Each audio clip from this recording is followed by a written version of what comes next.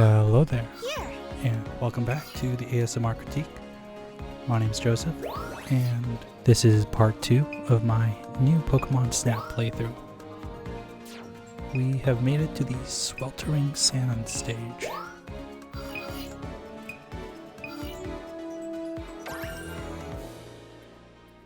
This will be either a 3-part or 4-part series, depending on how close to the end of the game I am. And my voiceover has been recorded after the fact. So I feel it's only fair if I warn everyone who's new to my channel that I make tons of really corny dad jokes.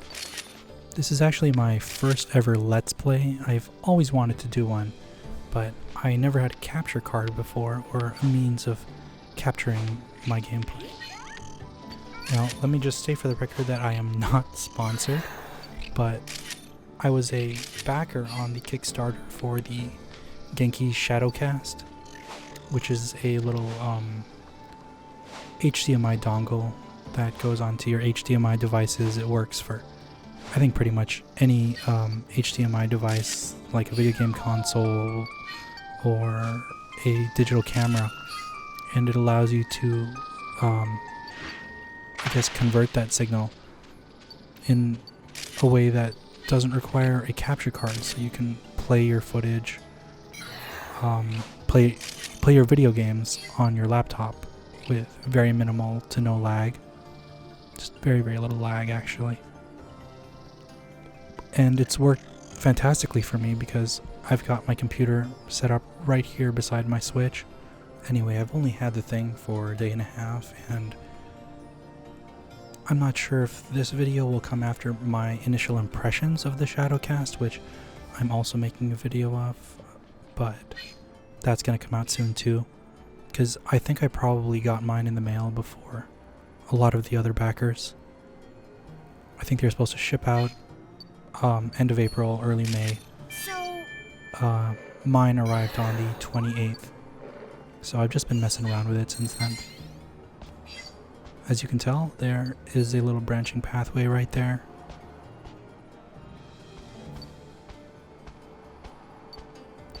This lichen rock here is looking kind of moody.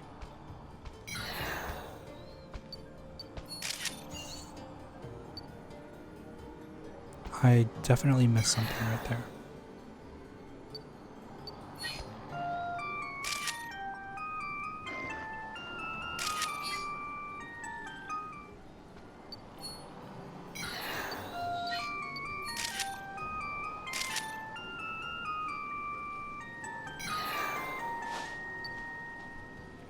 As I said in my first video, I am really enjoying my time with this game so far.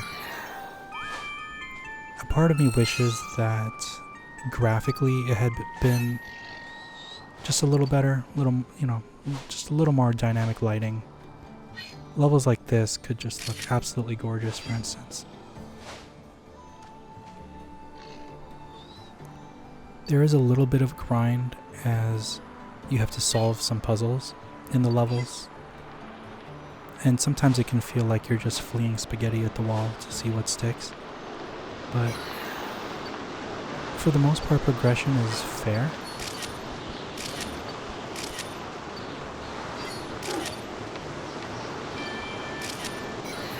If you've ever played the first Pokemon Snap, I mean, just watching this video you can probably tell it's kind of similar.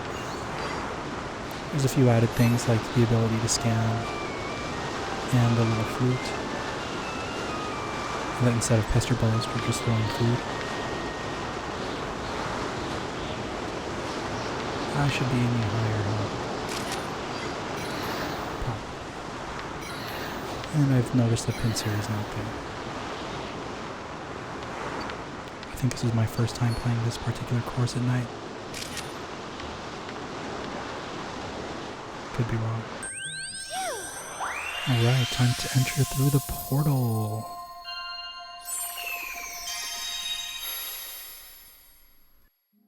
I had a bit of a running joke in the first playthrough that your player character is actually just an avatar that's being imprisoned by this professor and is actually just sent out on some like VR missions to take photos. and she's actually the one being studied.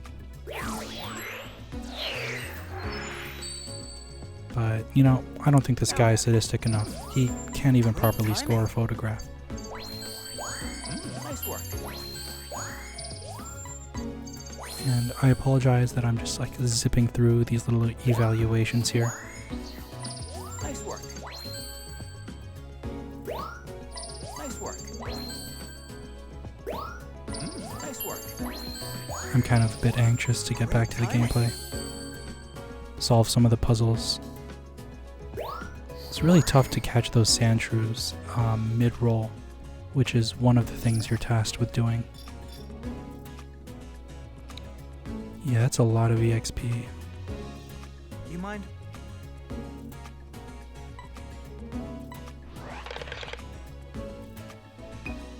That's right, he needs me to get a photograph of that little crystal bloom so he can make little Illuminati balls. So I can irradiate the Pokemon. I think I might go 3 runs in a row without getting a photo of that darn thing. And there is a way to get the, there is a little mission to get the Kangaskhan to feed its young, I think. But they only do so if they feel very comfortable. And I don't think I've done that yet.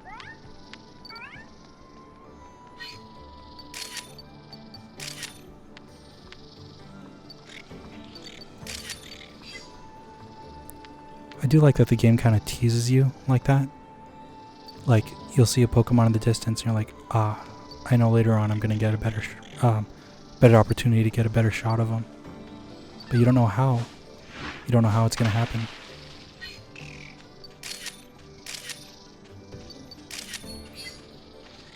That's kind of part of the joy and beauty of this game, is the mystery of trying to figure out how to get that perfect shot.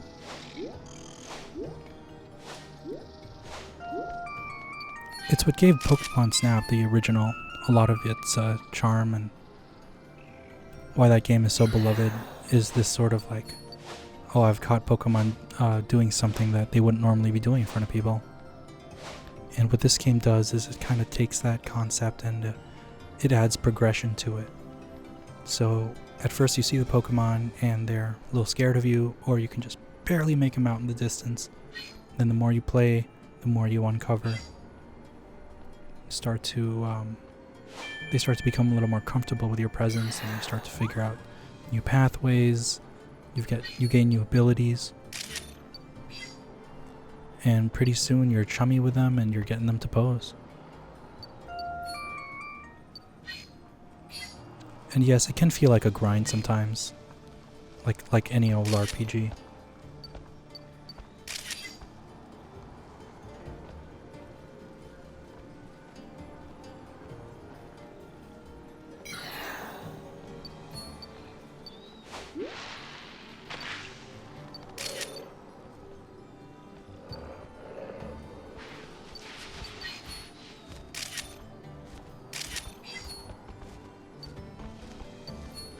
Every time this game starts to really feel like a grind, I just remember Sean Penn's character in The Secret Life of Walter Mitty. I'd rather not spoil that film for anyone who hasn't seen it, but if you haven't seen it, then what are you doing watching my video? Go and watch The Secret Life of Walter Mitty. That movie is great.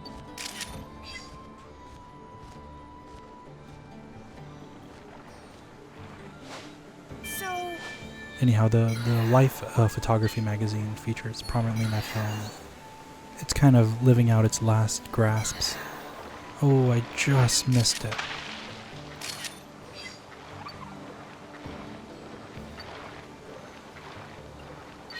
So, these little things, I think there were like 3 or 4 of them. I had a run where they all joined up together, and that would have made an amazing shot. Except I ran out of film. So, pro tip, don't use that last shot unless you know that's like your final shot, because it was the very end of the level.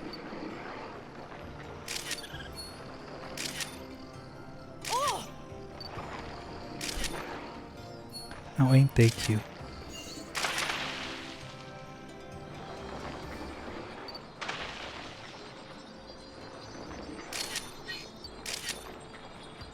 There they are, little miniers. I just know that you can trigger something with them. It's time.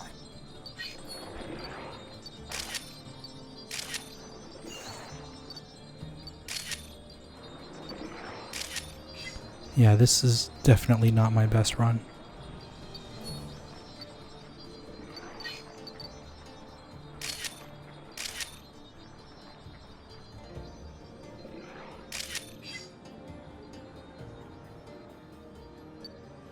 But, you know, you win some, you lose some. Actually, the quick runs sort of gameplay here lends itself really well to gaming on the go. One thing that I haven't really tried out yet are the motion controls. How was it? Using a pro controller, I kind of would just rather not use the motion controls. But I haven't really tried it out handheld yet. I'll let you know how that goes. Let's do this. Great timing. Perfect timing.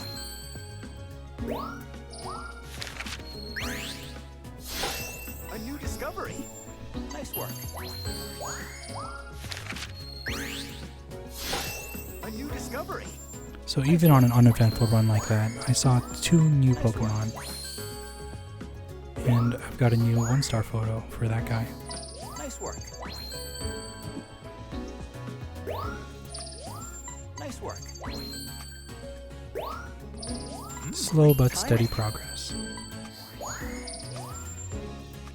Nice That was a work. 3-star. Okay.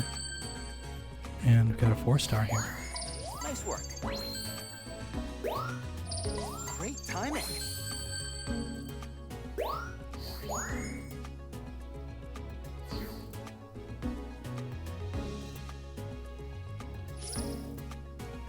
You know, I just gotta wonder, what are those weird devices on his table? I mean, do they even have a purpose? Is that just like a water purifier, a coffee maker, a distiller? Does he have a microbrewery in there?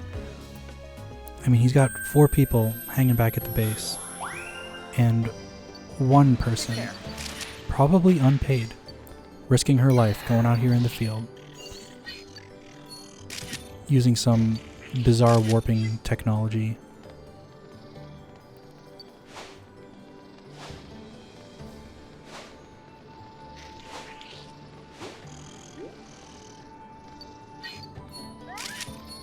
Be cool if you could use Todd and have some sort of like special ability. Get that Flygon.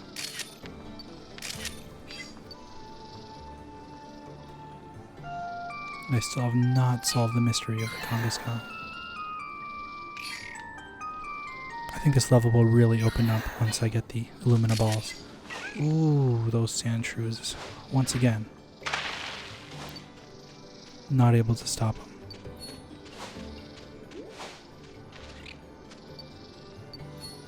Gotta knock those guys mid-run. There's a special little mission for that.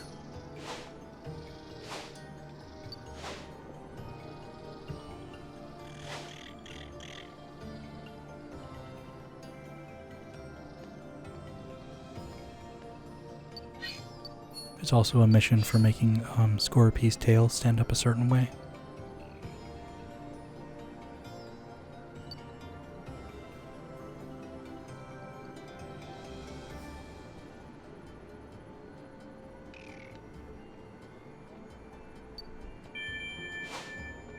So here you can select the branching pathway. I think I'm just gonna go the right path.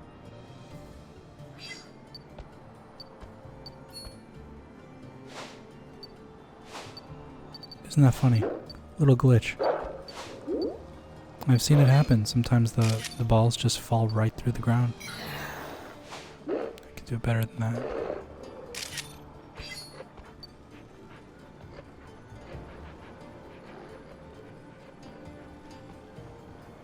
Wonder if eventually something will come out of that cave on the right.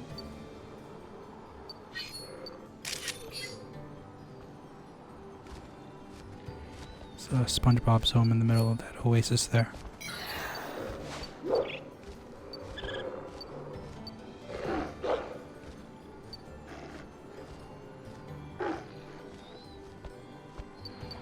Alright, I really can't miss that.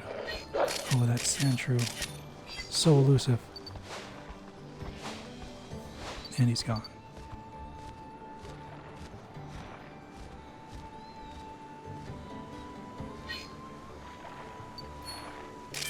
Scan it, dude. Scan it.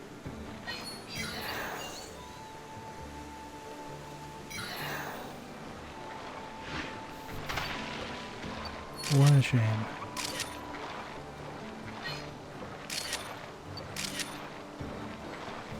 Wonder if I'll get credit if I didn't scan it.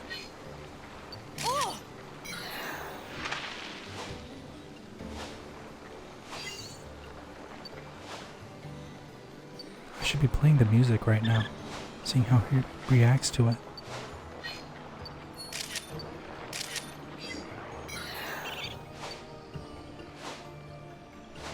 You know what I haven't seen yet in this game is a Pokemon evolution. I think that would be really cool to see.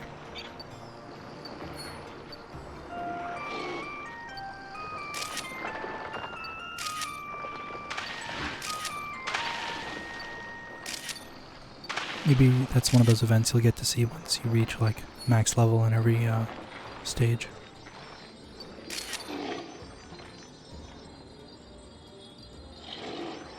It's time. See, they're all there, but they're not lining up.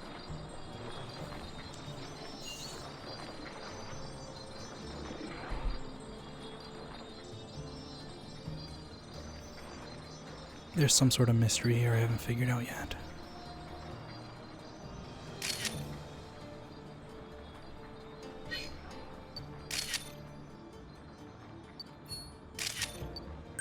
Have fun?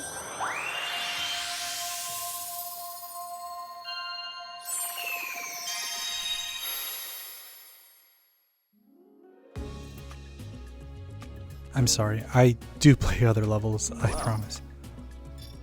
Just been trying to get that Illumina crystal thing. Yeah, gotta do one more run. This is definitely the most boring part of my playthrough. All right. Nice work. Nice work. Nice work. Nice work. Nice work. Perfect timing. Once I get that crystal bloom though. Nice work. Nice Alright, work. now I got 3 of those. Okay. Got 1 through 3 of Onyx as well. I guess I made some pretty decent progress. You mind? 12,386, that is pitiful.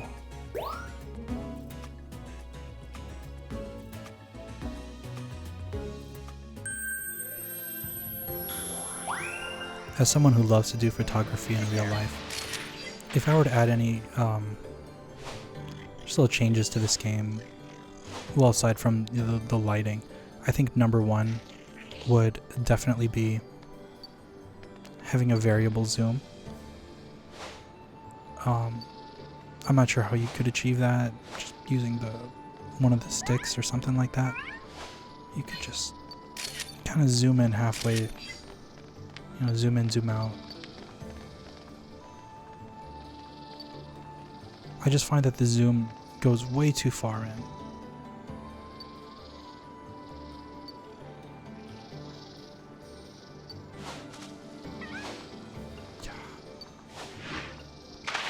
Can you tell that I never played baseball when I was younger?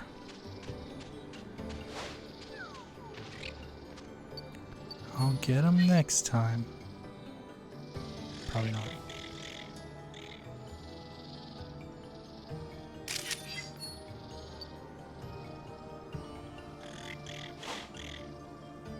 I'm just passing right through the ground there. This might be one of the buggier stages, honestly.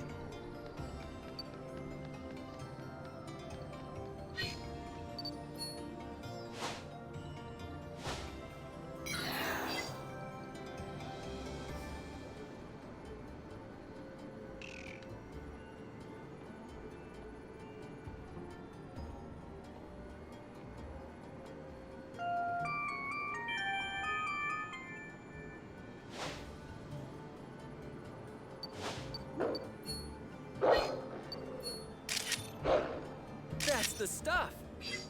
See that photo was a little too zoomed in. Probably would have been better if I hadn't used the zoom at all.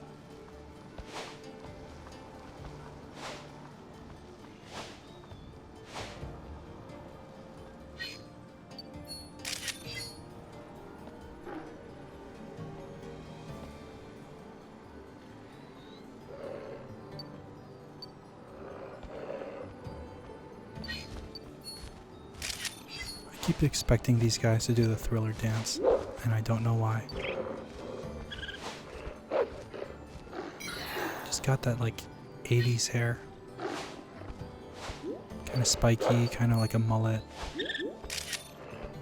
Leave that statue alone. Oh.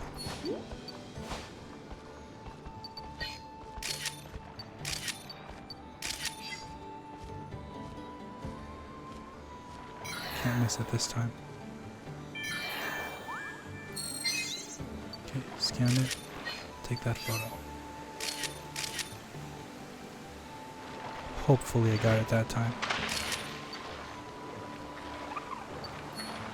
Oh, really?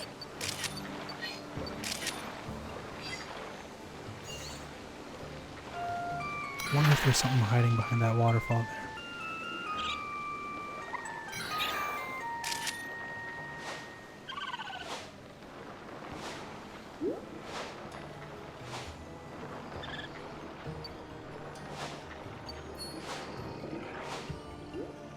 Definitely missing something in the way I'm approaching this situation. I'm sure later on it's going to be like super obvious.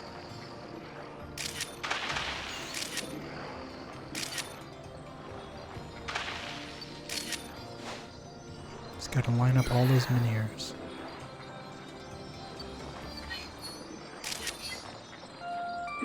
Probably got to nail them all with the little Illumina orbs. It's time.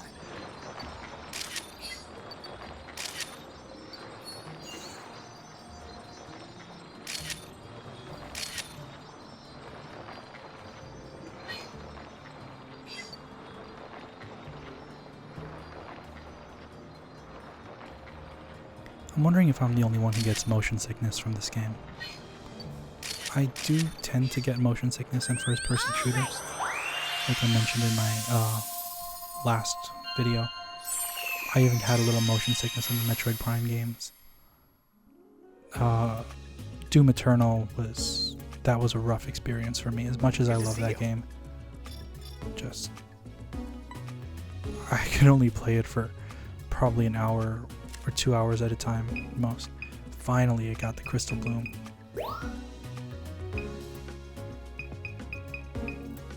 Oh, they were too tiny. Did not qualify. It's all good.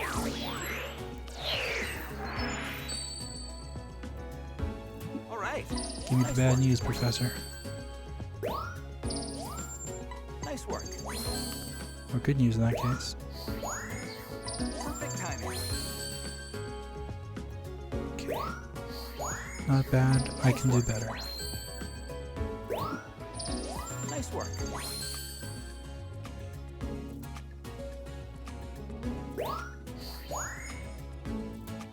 As I said in the first part of your playthrough, I'm not sure if I'm going to be a completionist and 100% this game, but it would be nice to try and get like 5,000 for each of the star photos.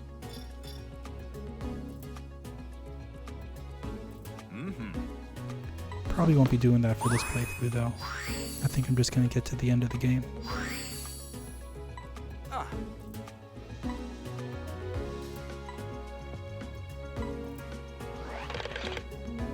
And I'll definitely have a review out sometime next week for Too Much Gaming.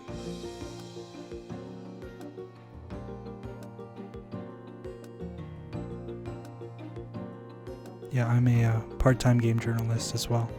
I edit reviews and write them. Welcome back. Now, you mind?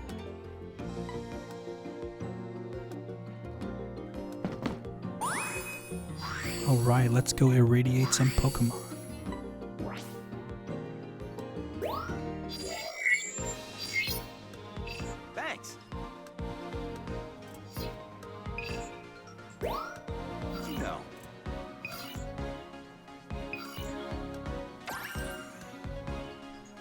Time for a change of pace.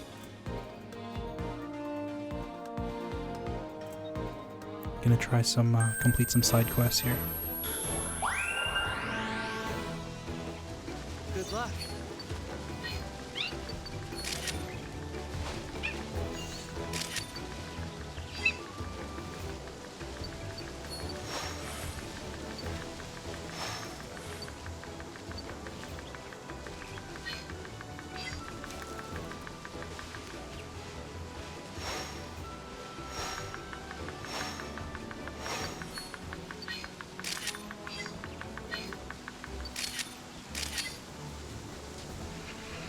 I was doing a whole bunch of weed eating today as a side job, and my limbs are so shaky. Feels like my entire body is still kind of shaking a bit. I do have anti-vibration gloves. I bought a pair, but I lost my old pair, and this new pair I've got, it's still kind of getting adjusted to my hands. So I don't wear them all the time. But they do work. These gel gloves, you can find them online. Ones I have are like 30-something bucks. They do a good job. There's a whooper. That's a good one.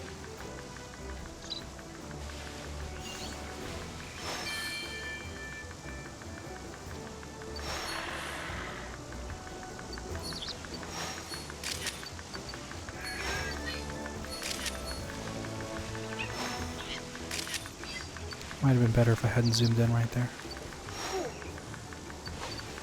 Okay. Radioactive apalm eating. That's going to be pretty good. Dancing. There we go.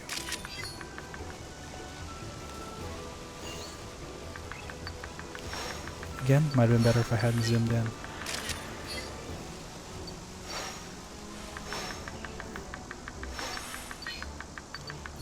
I just wish you could adjust the zoom of your photos after the fact, before you show them to the professor for evaluation. But I suppose that would be kind of a form of cheating.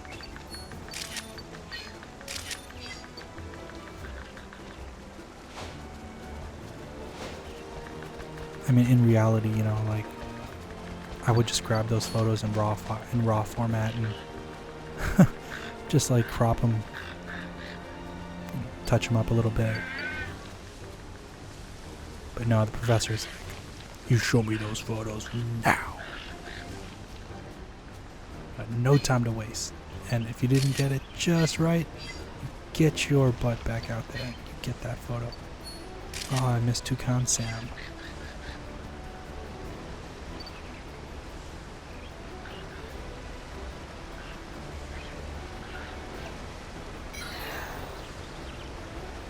You ever have a craving for Fruit Loops at 10 in the evening? Nah, me neither. It's like I'm missing a ton of those metapods.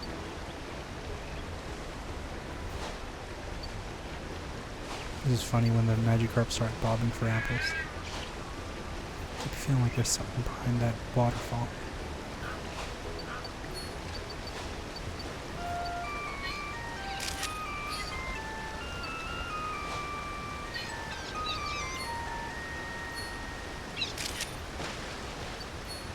Alright, Clogsire.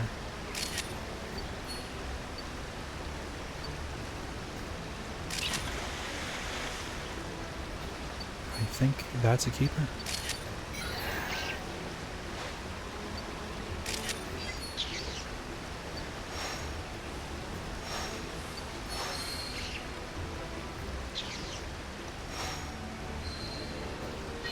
First try.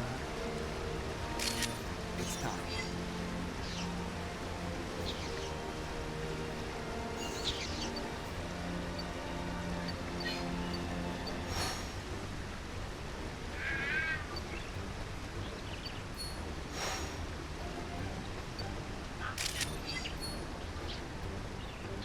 I know there's gotta be some way to get those life hearts to do something cool, but I guess I haven't figured it out yet.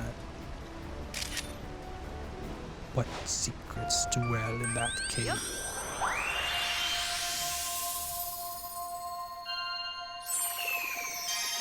I feel like I should just be seeing some like shadows dancing on the walls in there.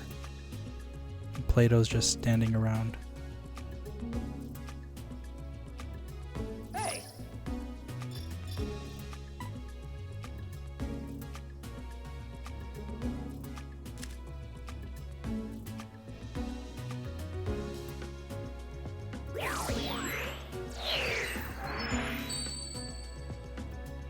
Let's do this.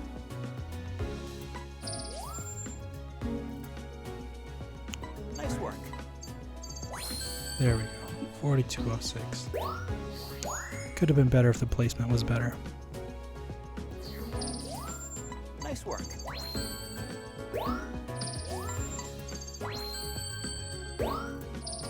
Nice work. Somehow this totally obscured photo, because of whatever he's doing, Nice is work. better. You do you, Professor. I ain't gonna argue. Nice work. Yeah, hard to beat that picker.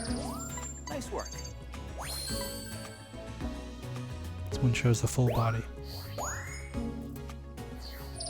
Great timing. I have yet to find the Arbok that is hanging upside down, Nice work. or hanging from a tree asleep.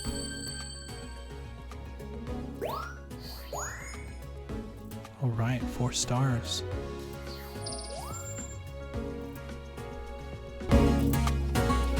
Nice work.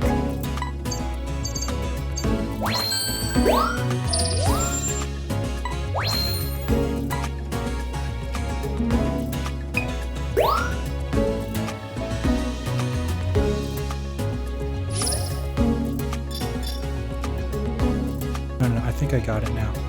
The one on the left is a energy drink dispenser, black one with a little blue on it.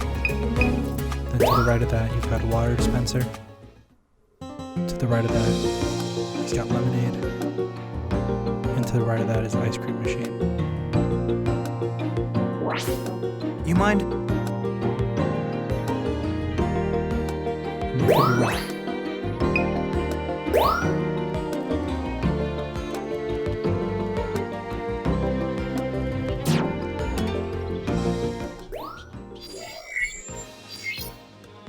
Thanks.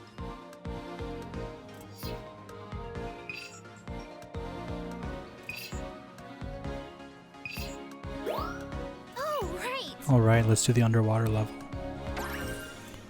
This is probably one of my favorite ones, actually. This and the reef.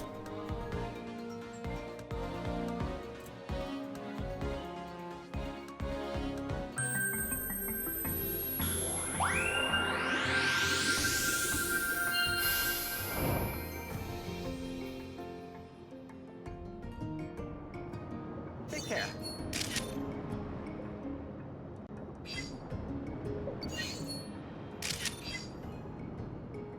Those love discs always turn away. Well, not always, I guess.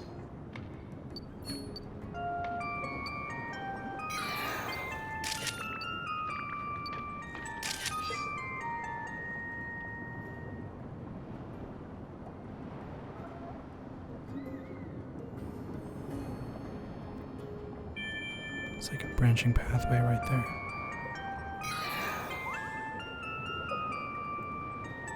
But it's a red herring because the real branching pathway is to the left.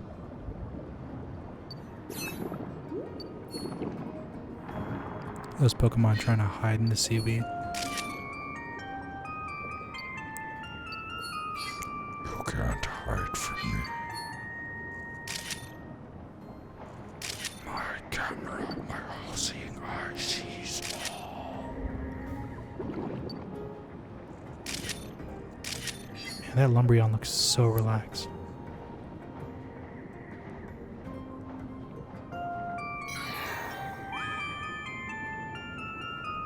To the right. I spoke about this in the last video, but see, the Illumina Crystal Bloom is right there behind that Pokemon. You've just got to get it out of the way.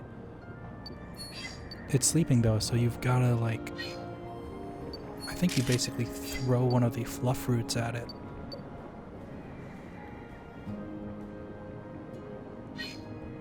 I don't normally condone violence, but sometimes a little piece of fruit. That's all it takes. Or sometimes it's just a whale-mer cry.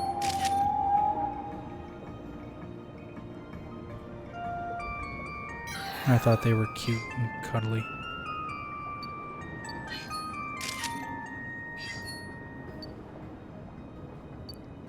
You know, for deadly-looking predators, these Sharpedo really aren't feasting on any of the delicious fish. Just lounging around above them on the reefs. Guess they're too busy doing their synchronized swimming.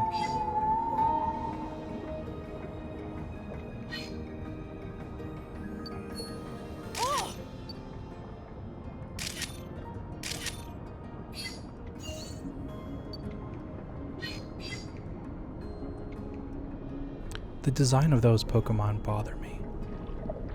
Like, they just look like fish heads.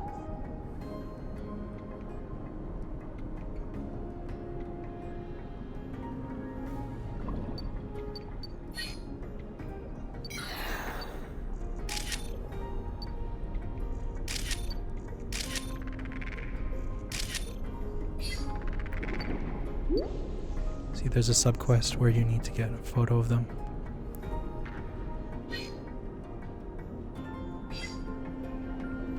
They just move so quickly.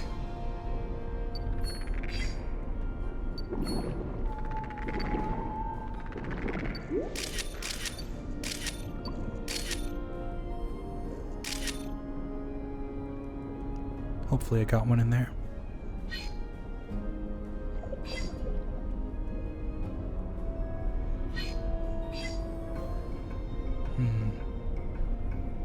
Alright, it's Tentacruel time.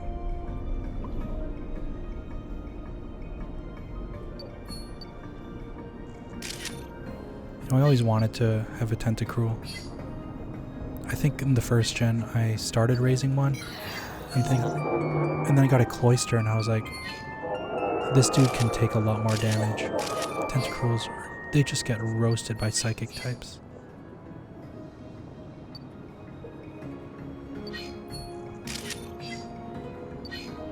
Not to mention I started with a Blastoise and I generally like pick the water starters.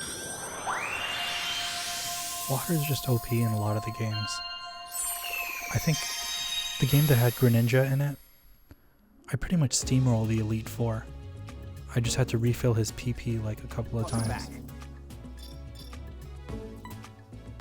I think I pretty much steamrolled them with Greninja. He was just too dang powerful.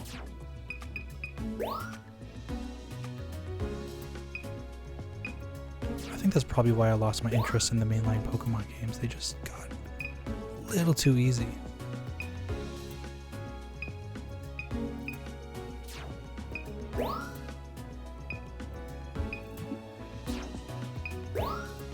I should just trust the AI to make my choice for me. See, I don't have a 2-star for that fish, so...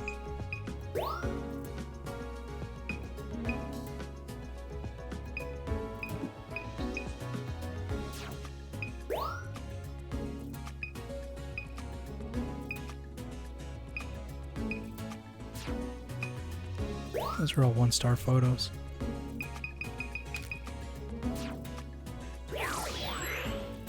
Alright, Professor, do your worst. Now then. Nice work. Nice work.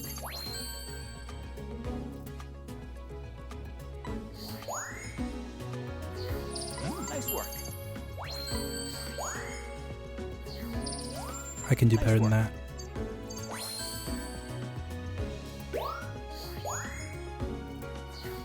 Nice work. Not bad. Definitely prefer that other photo though. Nice work.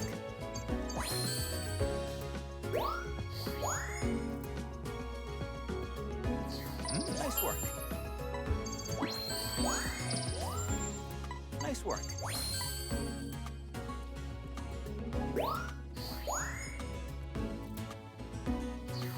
Nice work.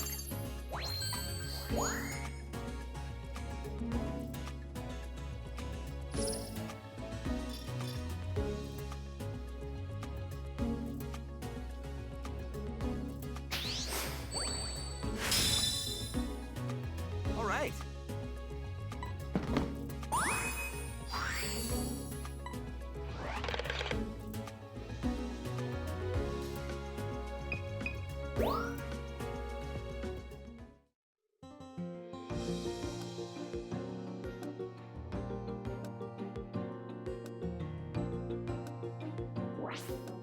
You mind?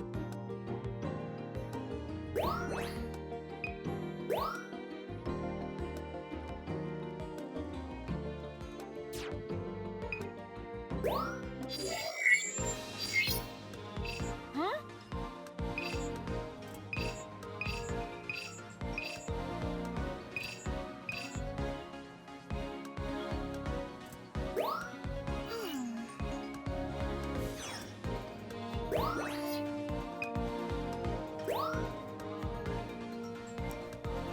I still don't think I've accomplished that one. The best friendies or whatever. Frenemies.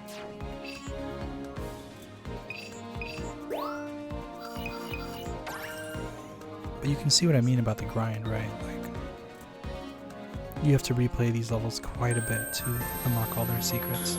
Unless you're like some savant. You know exactly what you're doing.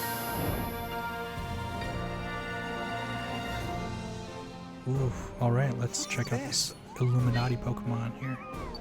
He's got an Eevee on his back.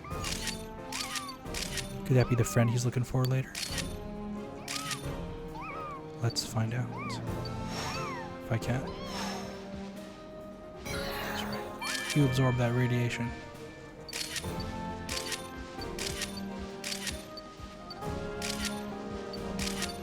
I don't know what I think I'm going to accomplish by taking 1,000,000 photos of a fleeing Eevee, but there you go.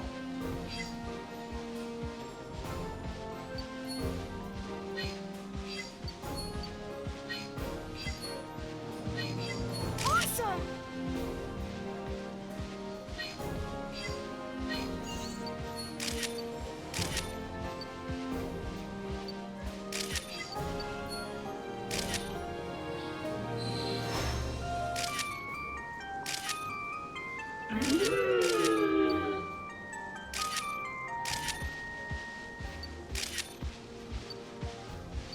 See, it's situations like this that's like, if this game had a like dynamic lighting engine that was, I mean, it's a little better than this, I think it would have made a huge difference.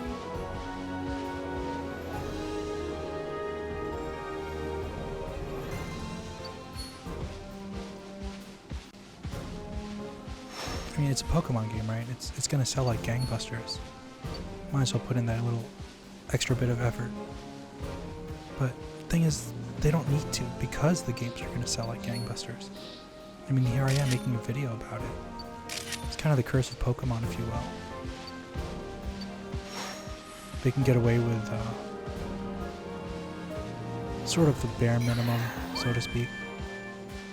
Which, I'm not saying that this game is the bare minimum, but it's definitely more of a evolution than a revolution. See, if only I had looked to the right. Man. I think I could have caught the Eevee. Totally missed it.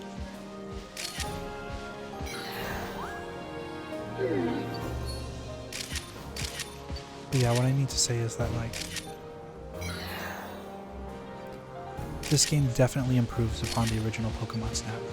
I mean, no doubt about that. Wait, it's in the tree. Right? Eevee's in the tree. Huh. Or no? Did I miss it?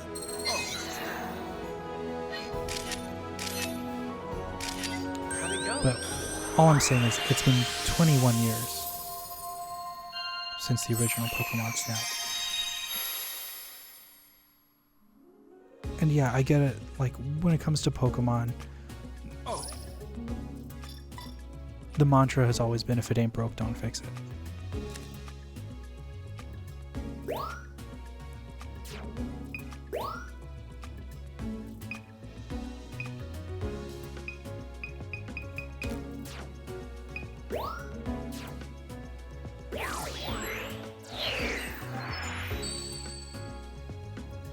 All right.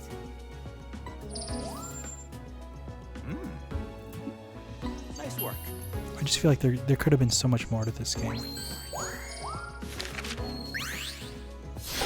Like, if I were to give it a rating right now, it would be like a 7 out of 10.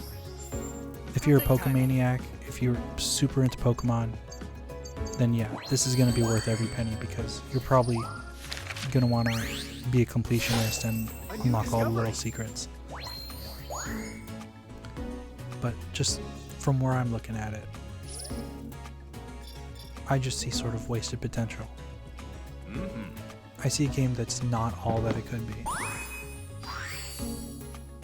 And if it doesn't have its ambitions to be more than what it is, hey, that's fine.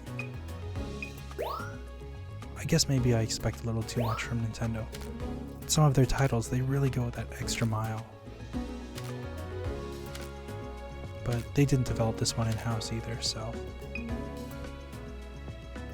there's that to be said.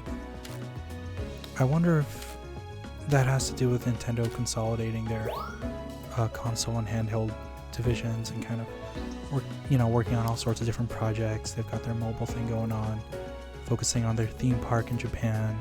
I think the one in Florida has been delayed a little bit. I guess what I'm saying is that I hope Nintendo really gets their act together soon. The Switch has had, I would say, a dearth of first-party titles. Like, really, truly notable first-party titles.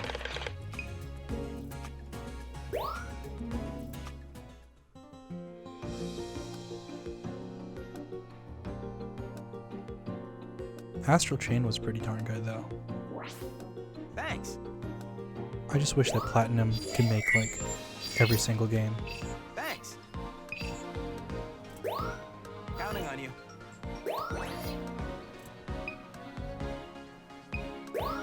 Heck, if Astral Chain made it into Smash, I would not even be mad.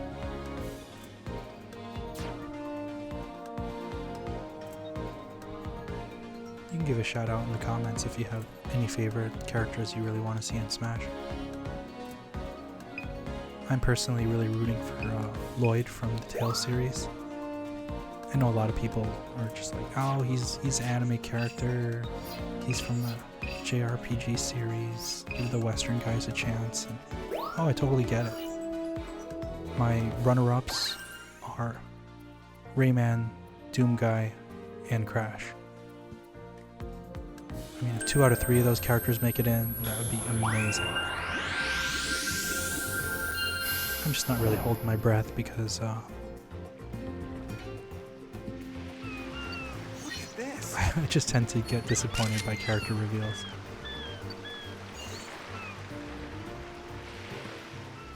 What's funny is the character that I was actually kind of least hype about, which is Steve and Alex, actually ended up being, to me, the most fun DLC character to play. Whereas Banjo, the character who I was like most excited to get in the game, it's like my least favorite DLC character to play. Okay, maybe not least favorite. Honestly, Pyra and Mithra are kind of broken. I started using them and I'm like, alright, they're fun, but they're gonna get nerfed. So I'm just not gonna I'm not even gonna like get used to them.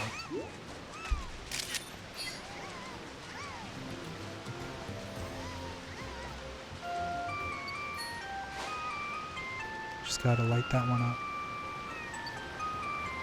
Hang the heck on. That is a Squirtle.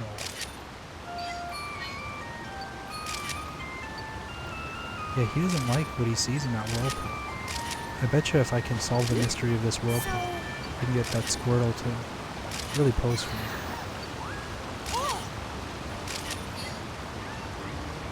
And he's not interested in the fluff fruit, it seems.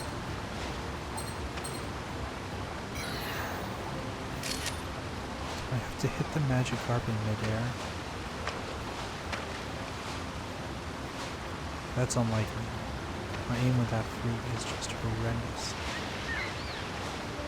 My thought was I have to maybe guide something into that whirlpool.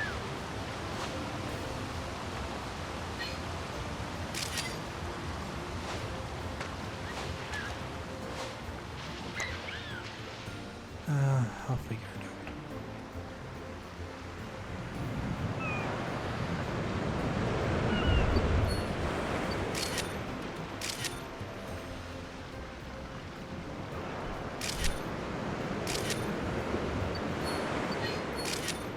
I think this is the first time I've taken the other branching pathway that goes in between the two waylords.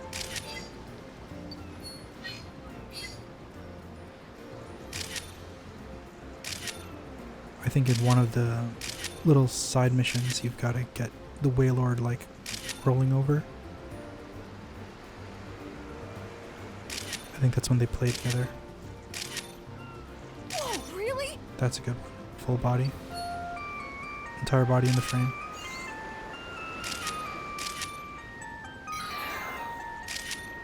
I'd probably be playing that song more if it didn't annoy me so much.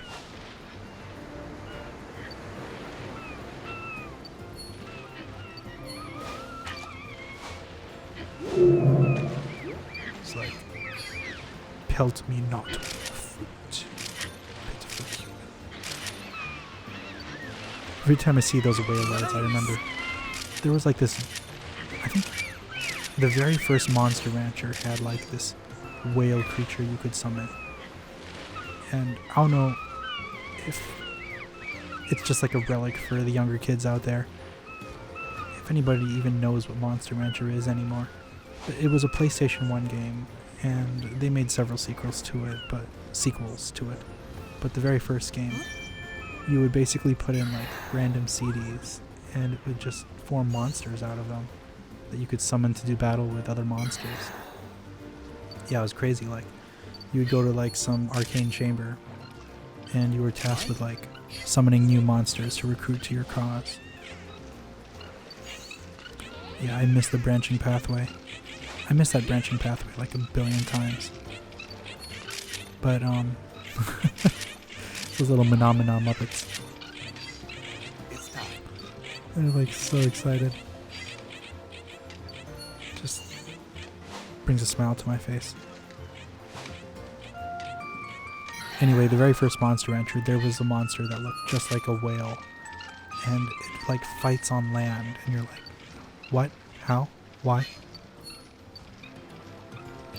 And then Pokemon did the same thing and nobody really questioned it. Like, okay, here are these like clearly water-type Pokemon just fighting on land.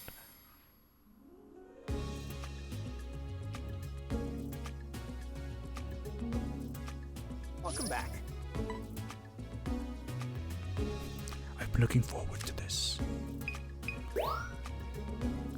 Sorry, that's a Count Dooku line from Revenge of the Sith. There was a time, I think it was last year, my friends and I went on Discord and we just watched Backstroke of the West, which is the that infamous Chinese dub of Revenge of the Sith, where all the famous terrible English, like do not want, when Vader's screaming no. And they were like, I wonder what line that is. And I knew almost every single line in the movie, and they're like, you've got the script with you. You're reading the script right now, aren't you? And I'm like, no, dude. I've just seen Revenge of the Sith that many times. I couldn't believe it. It's like, boys, All right. Nice work. I loved Revenge of the Sith when it was uncool to like the prequels. Before the prequels got memed on, okay? I love those films when they came out. I'm one of those people for whom the prequels, I never had a problem with them. And the only problem I had was that George Lucas stopped making movies, probably because all the fans were just, I mean, I don't know if it was the fans, or if it was just Hollywood giving him a hard time, or him just not wanting to devote another decade of his life to make a sequel trilogy, but according to the Charlie Rose interview, it was the latter. He was old. He didn't want to spend his twilight years basically Nice work. working on more Star Wars. But I wonder now if he could see Nice work. what had become of Star Wars. He probably would never have sold it. He probably would have just bit the bullet and made those films his way. I mean, he trusted them to make his films. He had the treatments and everything.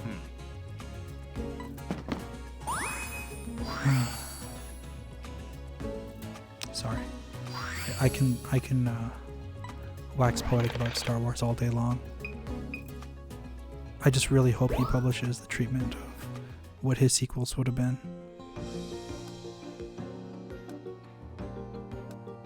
I'm a giant Lucas fan, by the way. You mind? I'm even a fan of his misfires. I thought Red Tails was a good attempt. Strange Magic, which I think he just produced. That one was actually really charming. A fairy tale musical. Here. Won't make anyone's best of animated lists.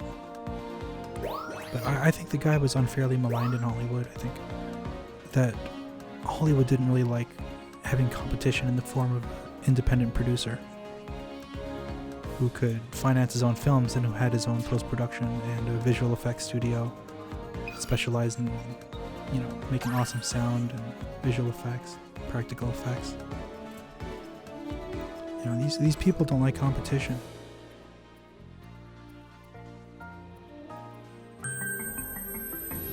Small town, tinsel town, you know. I mean, Lucas has talked a lot about the difficulties he's had just getting funding for Red Tails.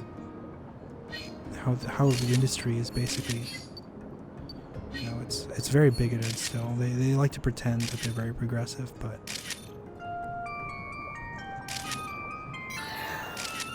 anyway, we're not talking about the film industry. This is Pokemon. That's right. This is bright, sunny, adorable Pokemon Snap. We are taking a break from all the darkness. That's why we're here.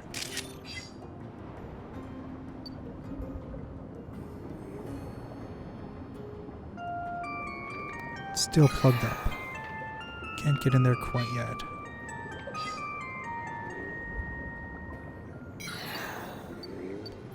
See, what I've really got to do is get a picture of that Krista Bloom. You can make those guys dance. There's a nice photo opportunity in it. You can make them dance.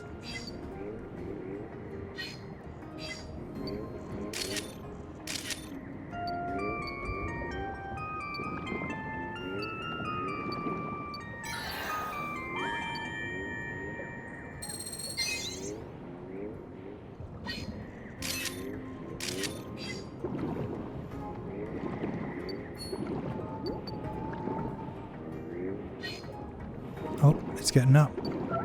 It's getting up. I don't care how many my photos I waste. I'm getting that picture.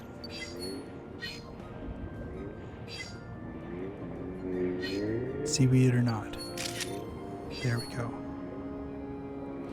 Sometimes the foreground elements being in the way is not a big deal.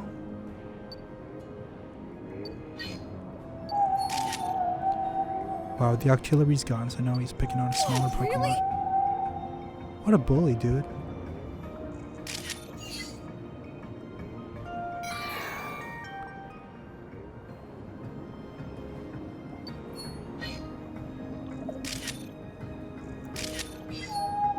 Is there a Krill Pokemon?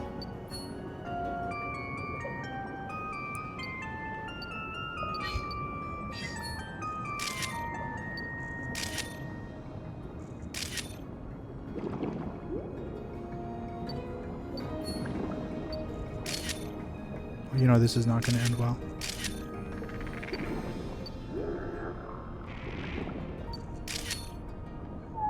That Quillfish was unfazed. Just like, nah. I'm standing my ground. Oh!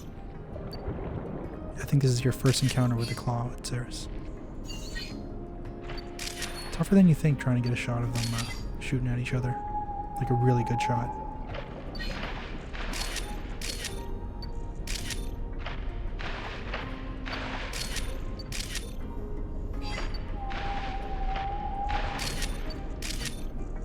Another one of those situations where I wish I had variable zoom.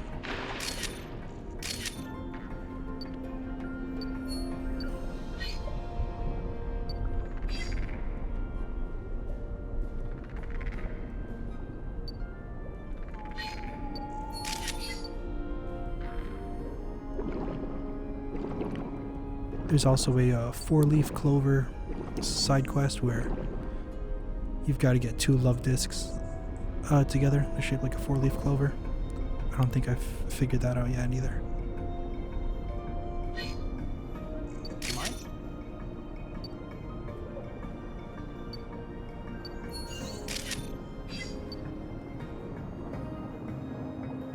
It's time. Anyway, after this run I should have the Illuminati balls.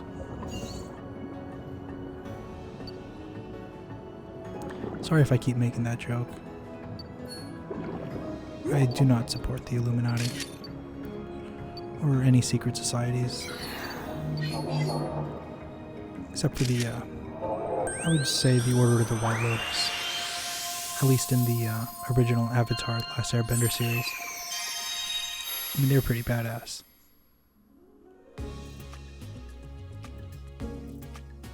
Yeah, it's a club I wouldn't mind being around. A bunch of master benders just doing their thing.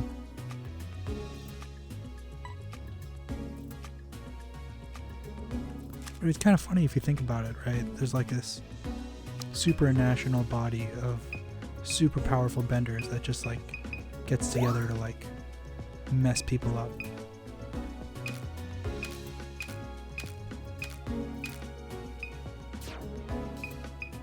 I guess it was in the interest of saving the world.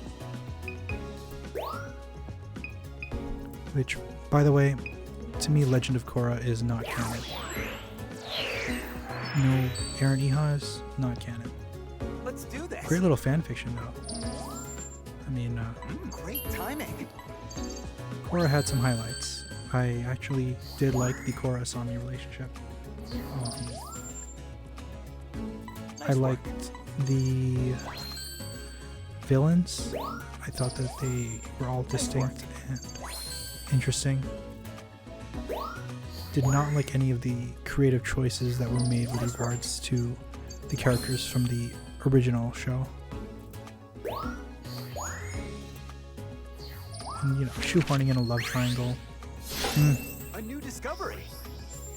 Nice work. I mean, having the main character romantically connected to all 3 of the other characters, that to me is just like some lazy writing. That is people trying to write a teen romance without really knowing what they're doing. And we're like, oh, all the kids who grew up loving Avatar are now going to watch they're now going to be teenagers. They're going to want something a little more mature. Like, yeah, well, those kids have probably seen tons of shows and they know all the tropes. So rather than trying to compete with those shows, just do what you did best. Have a really epic story that's well thought out. Nice work. With little mini adventures in between. Nice work. Anyway, Nickelodeon deserves some of the blame for that series too. A new discovery. But I definitely think not having Aaron Ehas and his wife there really negatively affected that show.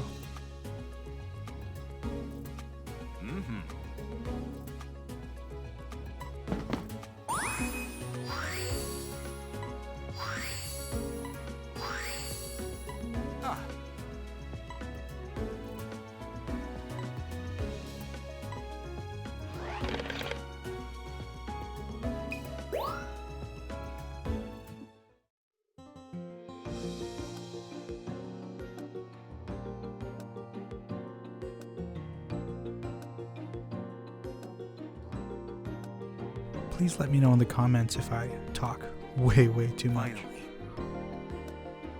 Just trying to keep it interesting in here. You mind?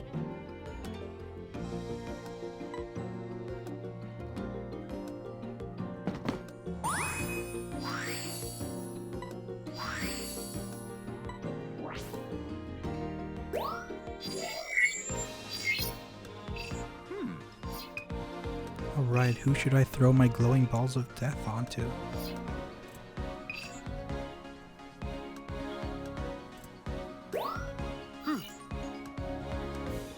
Yeah, let's hit up that reef. I want to see what those Sharpedos do.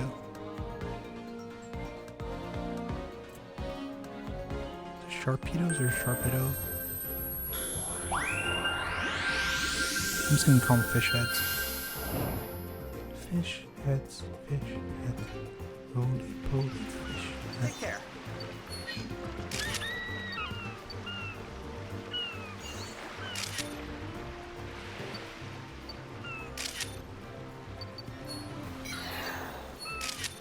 So there's gotta be something I can do to these guys.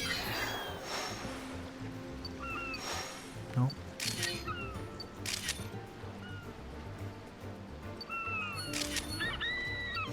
That was pretty decent, I think. So this whole middle section of the game is an interminable grind. It's just replaying, getting little variations here and there, slowly solving the puzzles. I'm sure if you know exactly what to do, solving these puzzles will just be like a breeze and you'll be making great progress. So I apologize that I am no good at solving puzzles.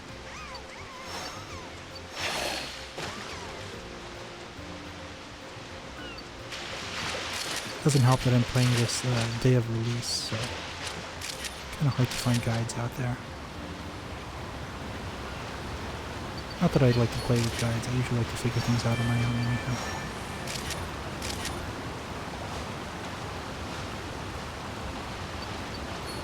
Oh, really?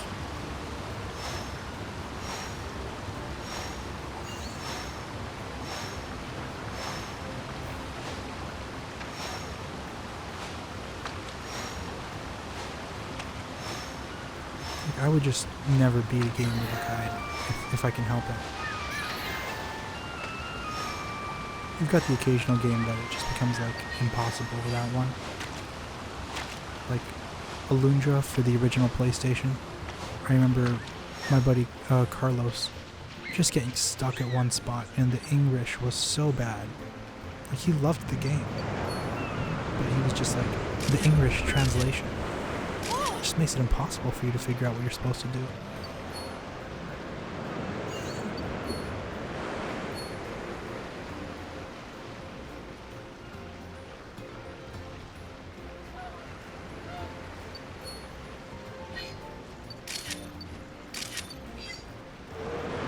They say that, you know, people can get nostalgic and all that, the old days, but there is something to be said about the days when development costs were lower and developers could experiment a lot more in their games. You saw just a wider variety of games, a wider variety of RPGs. Nowadays with AAA games, they take years and years to make. And they've got to have these big cinematic trailers, and there's expectation that they're going to have cinematic cutscenes as well. It's like...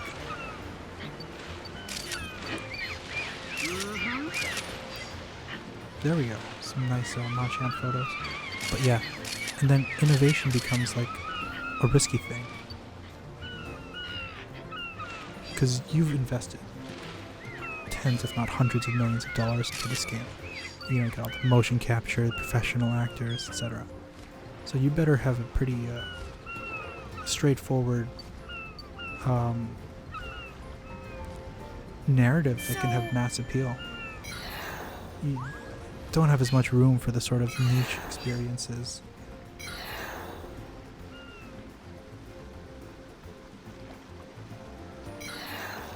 It's rare you get a game that can do it all, like God of War. The PS4 game is just a masterpiece, beginning to end.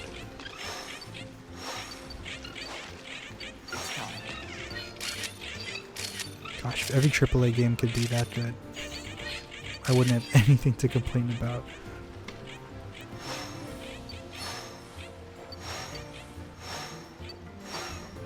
I don't think gamers would have anything to complain about.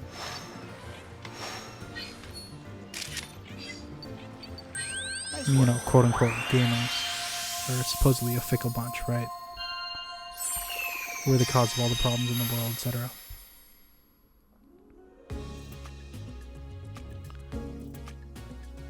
But I just really think Good it to used see to be you. that, you know, dev costs were lower back in the day.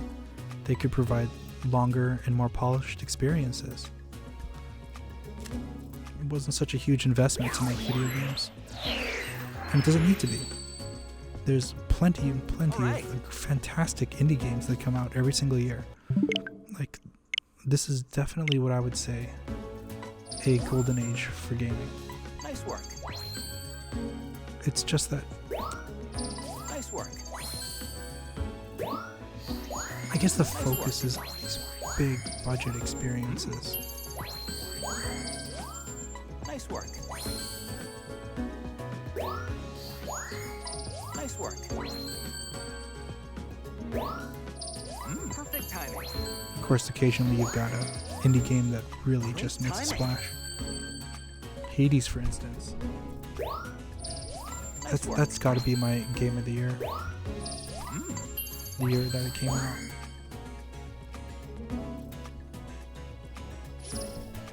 Just tough as nails. Super polished, super fun.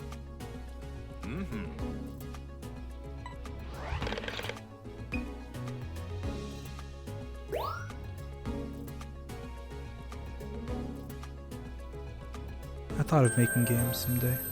I'd probably make an RPG if anything. Take care.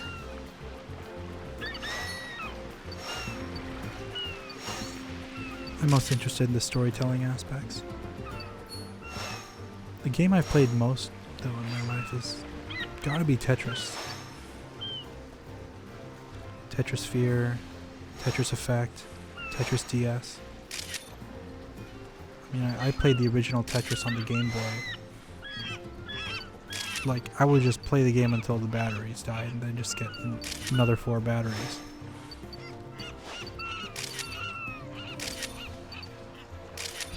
I built little tetrominoes? Little Tetris pieces out of Legos. So I could line them up and make little wells.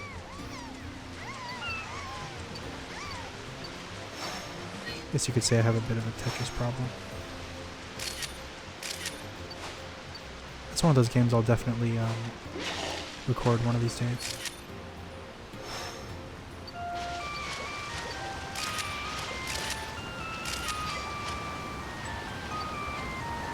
I played a bit of Puyo Puyo Tetris too. That game is pretty fun.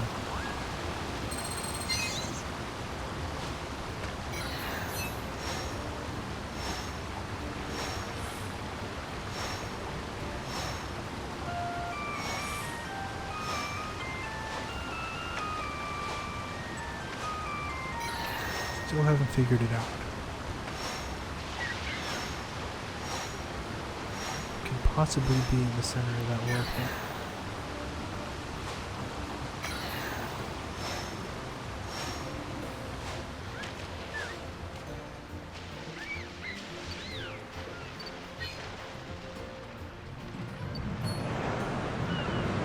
I gotta get a shot of those Manti one of these days. Like, front. Facing them, if I can.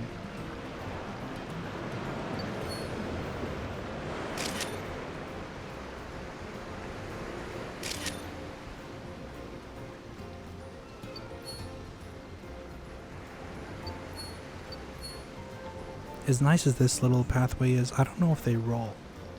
If you're coming from the front like this. Or if they do roll. Maybe I just missed it.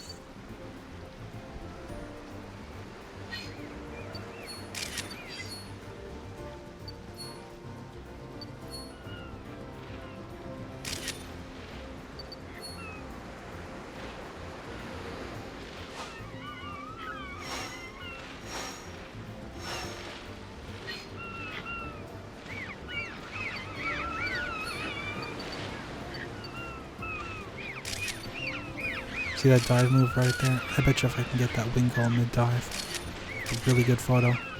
It's gotta be a 3 or 4 star photo.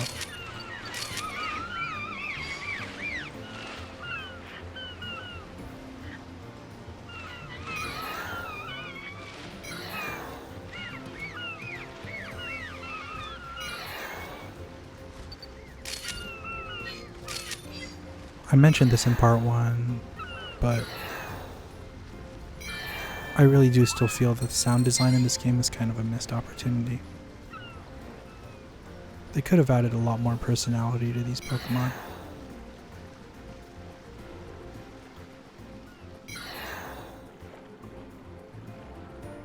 I mean, the charm is still there. Undoubtedly, the charm is still there. An underwater crater! These are also called blue holes. Did you know that? I really don't feel like I'm asking too much. Whoa, really?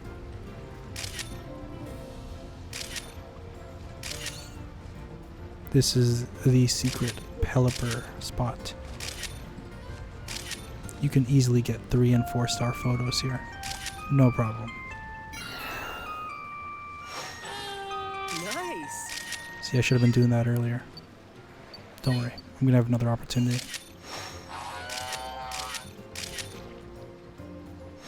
It's time.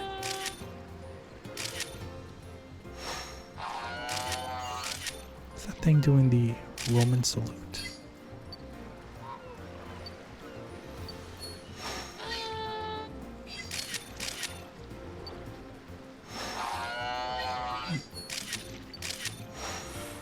I just gotta get used to not using that soon.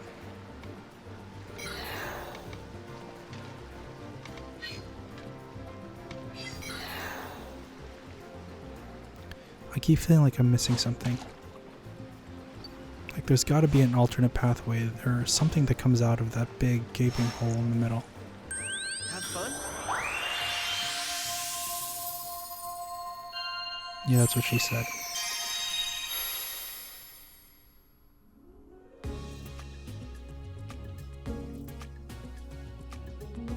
How was it?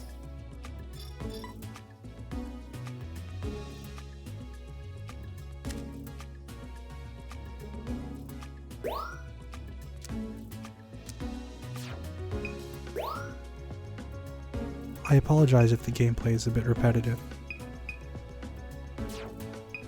I was probably getting pretty tired at this point, having played the game pretty much all day long.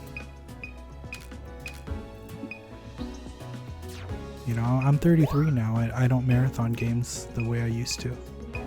Just can't really do it. My eyes get sore, my body gets tired. I just long to be outside and working. It's really healthy to work outside, I think.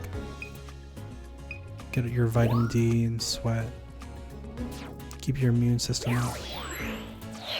I think there's really something to be said about All right.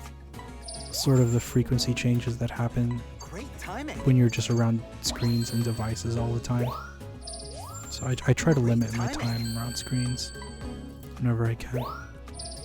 Nice work. And those anti-eye fatigue glasses, they can be helpful too. But there's no real substitute for going outside and getting your feet in the dirt. Perfect timing. You know, as you look at these screens, your body is it sort of has this like pent up Hey. electrical energy, and you've got to release that energy. You've got to ground it somehow. You know, you're building up friction, sitting on couches and whatnot. Just got to release that energy. Go outside, ground yourself in some dirt if you can, you know. Just be in nature if you can. Nothing quite like it. We moved back to California. My wife and mom and I. We're like an hour away from Yosemite. I've been pretty busy lately. Haven't really had the time to visit the park. I only went there once. But actually twice. The second time was with some friends. And it just refreshes me every single time. Breathe good mountain air, see the great outdoors. It's funny, growing up I was never an outdoorsy kind of guy, and then I started working outdoors for a living. and I fell in love with it. I literally can't even work a desk job anymore. Just not being able to move my body, you know, while I'm working actually does start to get to me.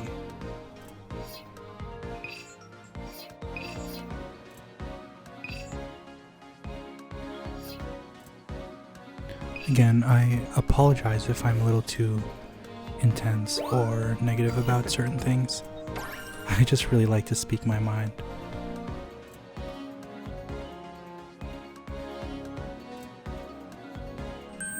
I'm gonna try and make my future Let's Plays as comfy as possible. But if you like this real talk, all this personal sharing, sort of this like unfiltered, just stream of consciousness, almost just rambling, please let me know because I'm happy to do it. If you like more sort of focused commentary, I'm also happy to do that. See, I had the elements there, but not all at the same time. If I had thrown the Illumina ball at him, fed him the thing, and played the song, then scanned him. Actually, I'm not sure. Maybe I have to do each of those to get 2 and 3, and I don't even know if that would be a 4-star.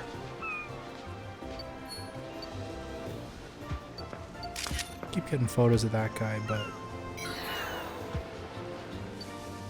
really should get one that has a front-facing photo. So many executors. Alright, that's it. Oh, really? Ooh, should have nailed him with an Illumina ball. That's right. Keep forgetting. You've got to induct them into the secret organization, then you take the photo. For blackmail purposes, of course.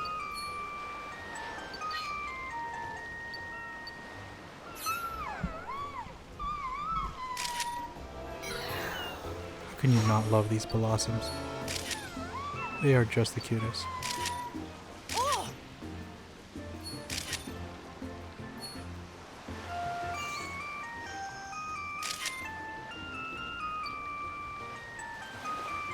Again, I messed up there. Okay, that might have been a good one.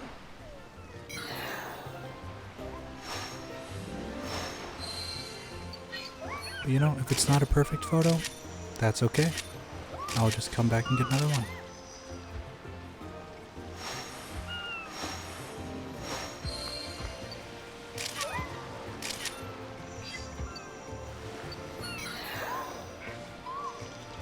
There's one thing I can say about this game.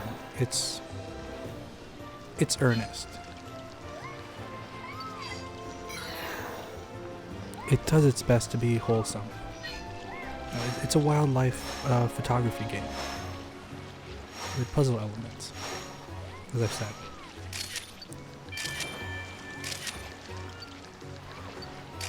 No top secret intrigues or political commentary, or no inventory management, no fussing about with skill trees and stats and all of that. Just the wildlife, the camera, and the vehicle that for some reason doesn't stop moving.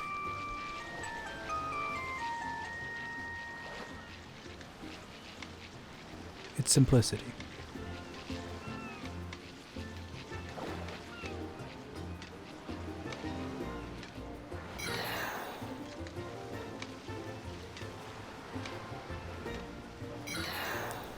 And it's accessible. Anyone who's taken a photo before can appreciate the simplicity of a game like this.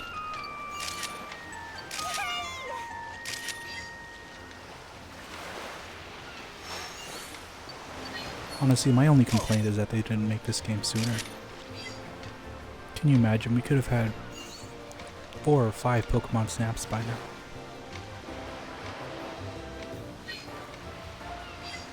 Thought that was a Pokemon for a second.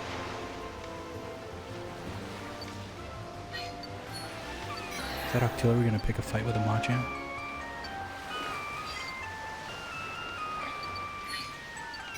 That one interacts with the Stunfisk. It looks like there's a side quest type thingy where you can get the artillery to jump in the air. But I haven't triggered that yet.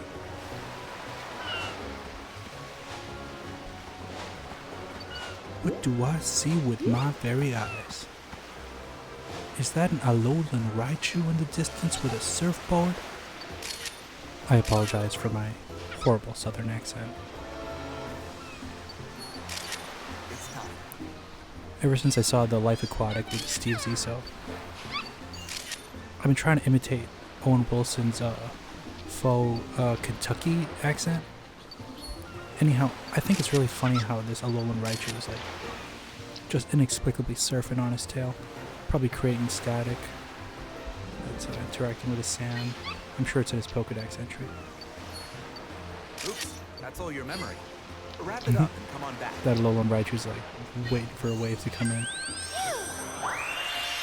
Use up my film, but hey, it's the end of the level. The Life Aquatic is definitely not one of Wes Anderson's like absolute best films, but it's one of the most fun. How was it? The whole movie is just a big adventure.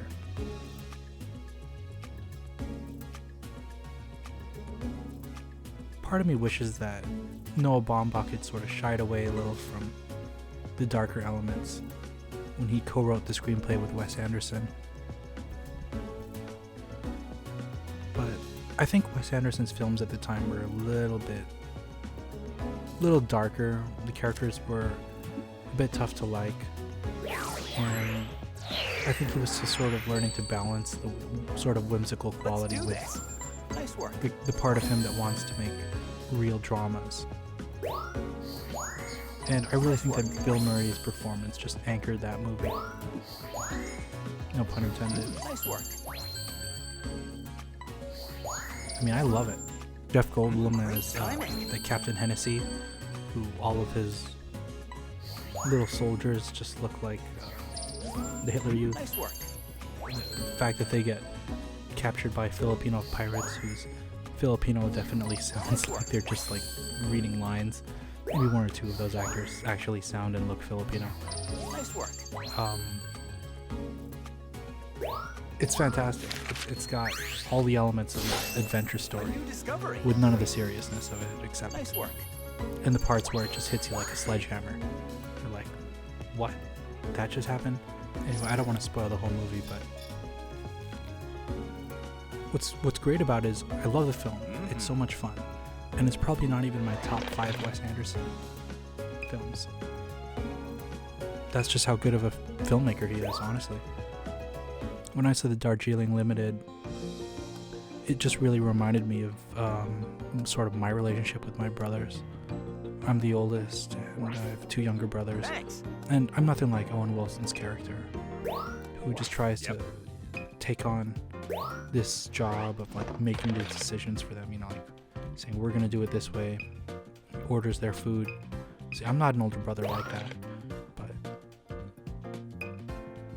I can sort of see where he might have picked that up.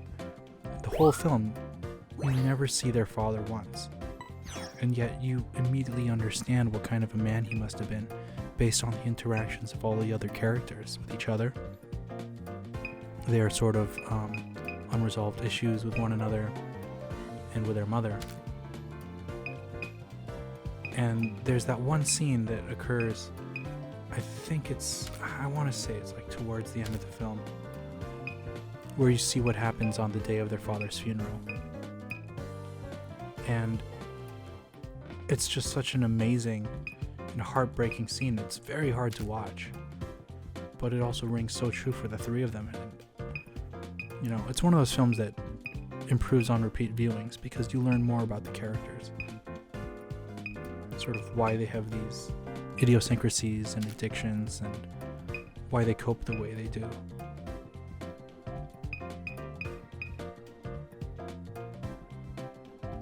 All these little research titles.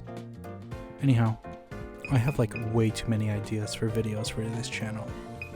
I just have a really hard time sitting down and actually making them. Well, finding the time is one thing. Got a family to support, and know, I just do this as a hobby.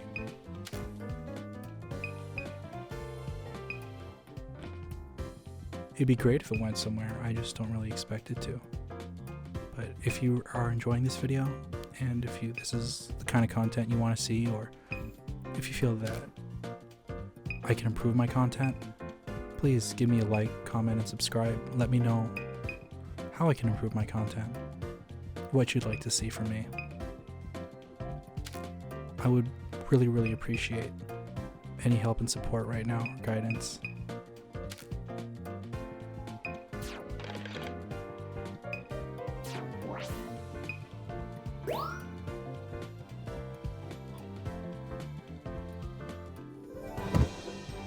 You know, it's funny, I went to film school, graduated 2010 from Cal Arts. I haven't done anything with my film degree. Worked on a couple of features. I just, you know, I had to move out of Southern California. I was living with my family at the time, and to be honest, like, I have a lot of great friends there. I love the area, I love the city. SoCal is like a second home to me, but I'm a country boy now, and I never really looked back. It took a few years, for sure, but I totally fell in love with the country life. Just that hustle and bustle, you know, the coming and going, the low frequency sounds that you hear in the city. I actually can't even really get a good night's sleep in the city, just hearing all the low hums and whatnot. I've got to put on my little Flare Calmers ear inserts in order to actually sleep in a busy environment like that.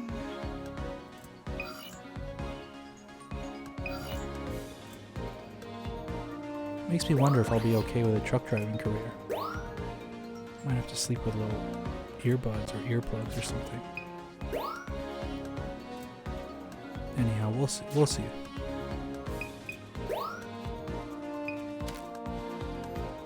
I've got options for my future.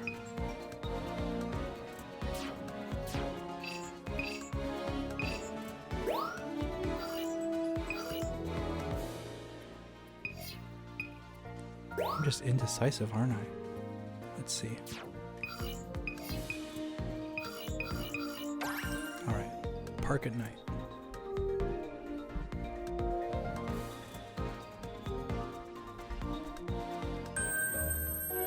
Just to go back to Wes Anderson for a little bit, I'm pretty sure my favorite film of his is The Grand Budapest Hotel.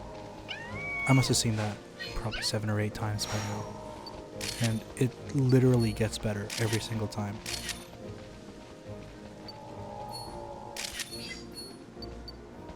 Probably second place would be The Royal Tenenbaums. That's hard for me to take out of that spot.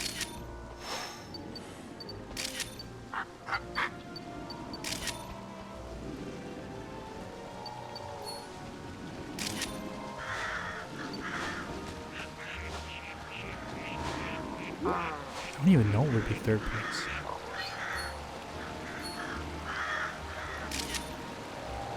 I'm torn between either Moonrise Kingdom or The Fantastic Mr. Fox. This would probably be 3 and 4. That Tangelo, or that Tangro, sorry. It does this really weird thing where it like leaps into the air at super crazy speed. You gotta like know it's gonna happen right before it happens. I haven't quite caught it yet. Just like I haven't quite got those murkrows eating an apple. Which is crazy because I did get a photo like super early on. Maybe I have to replay a level 1 version of this level.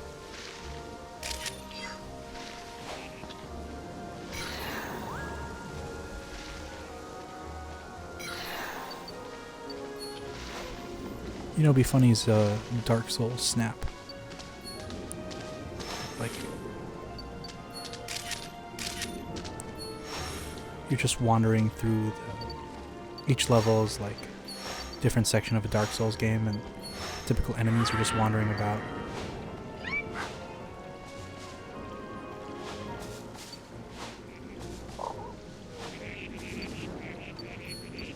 I don't really know how you'd play that. I guess you would have to just... Would they be, like, chasing you, and then you'd have to, like, parry them off or something? Oh, that magic carp. Oh, so tough to get. Bet you if you get that at the apex of its jump, it will, something cool will happen.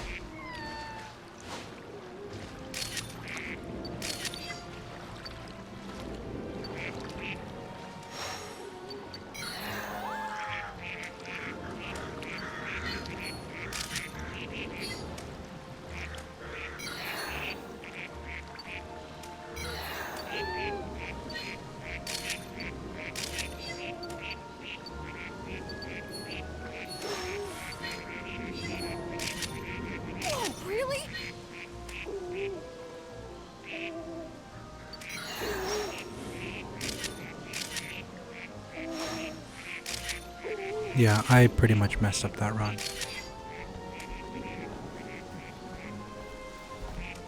But you know what? It's okay. Just a little bit out of practice for this level.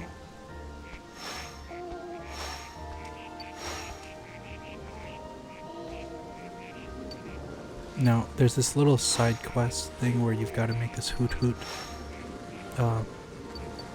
dance with the music so you can get a photo of its other leg. I think I got it once.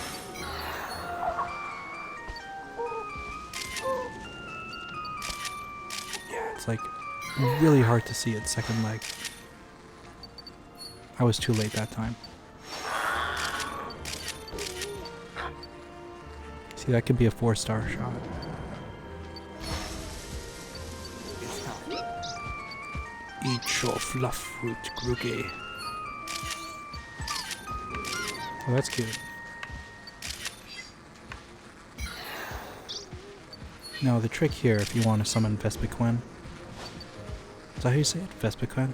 Vespiquen? I don't know. You just gotta hit all those little, All right. crystal blooms with the Lumina orbs.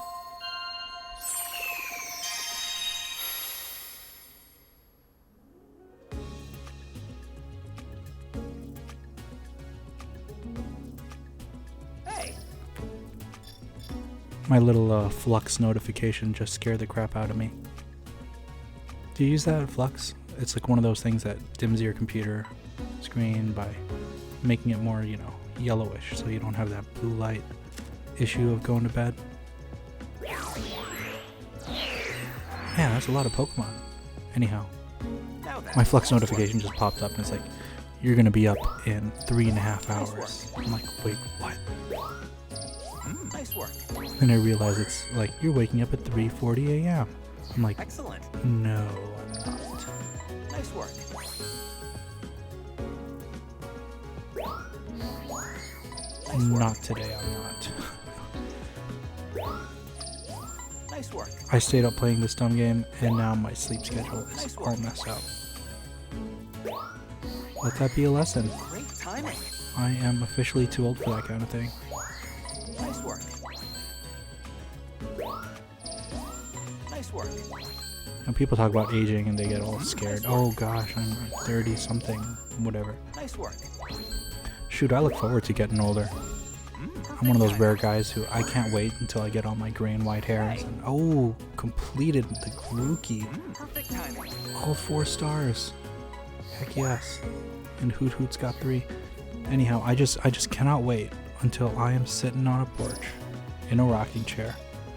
Got all my aches and arthritis and whatever. But I'm just sitting there rocking. You know, smoking a cigar, watching my great grandkids chase each other around on the lawn or do whatever it is that kids do 50 years from now or whatever.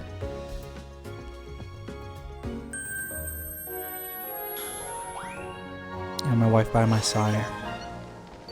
We just like look at each other and we immediately know what we're thinking. Don't have to speak it. That's the kind of life I want. Simple life. Wonder if that'll be outlawed by then.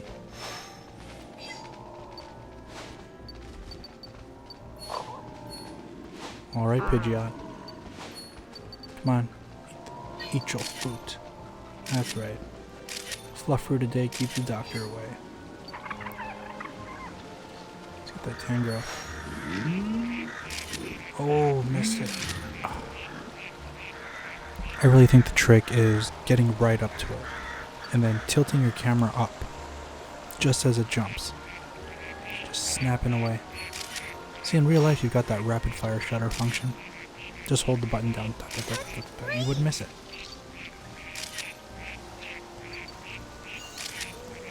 In fact, I mean, if you really think about it, the Pokemon world's got so much advanced technology and whatnot, and they can make these crafts appear out of portals for goodness sakes.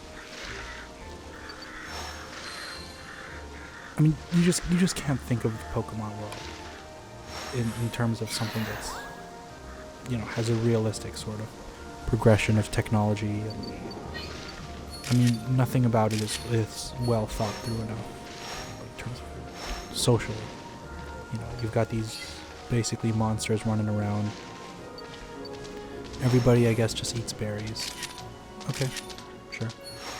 Anyhow, what I was trying to say is, the technology doesn't really... You know, if they had all this tech, you would have those, like, 360 cameras. You wouldn't need somebody to go out there. You know what I mean? Like, you got the 4K cameras. The cameras we have now. Give me a Canon T2i from 10 years ago, 15 years ago. It's got all the functions. I mean, I guess we could just surmise, alright, camera technology for some reason, it's just not a priority. People are too busy trying to keep their tenuous civilization from reverting into barbarism. You know, you've got wild animals all around, in between the towns. Can't even travel without having your own little animal slave companion ready to do battle. I mean, it's gotten so bad that little children have to head out and train these animals in order to defend themselves. So, you know, everybody's basically a beast trainer. Nice. See that? That's how you get, I think it's a 3 or 4 star Magikarp photo.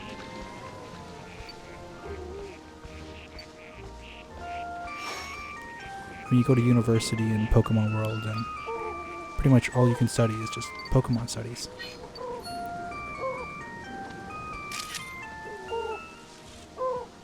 Now, oof, missed the foot.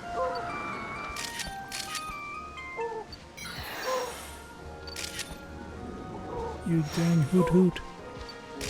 Show me that foot. Gosh.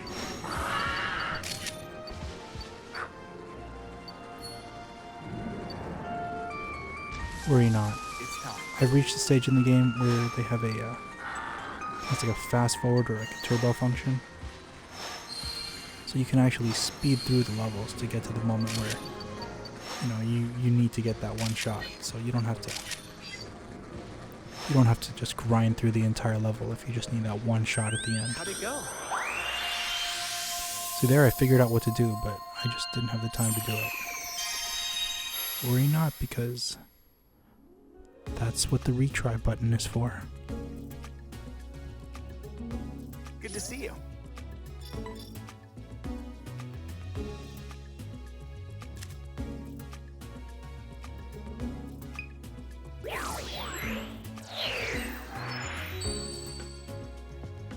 All right. Perfect timing. Nice work. Nice work.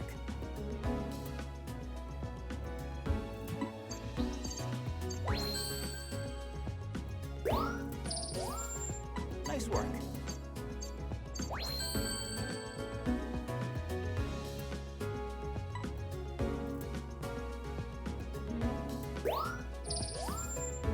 Nice work.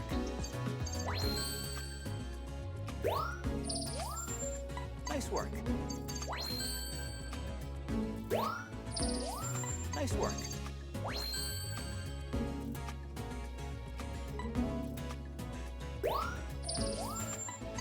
timing. That is the difference the Illumina ball makes. Heck yes. Nice work. Okay, slightly better photo. Perfect timing.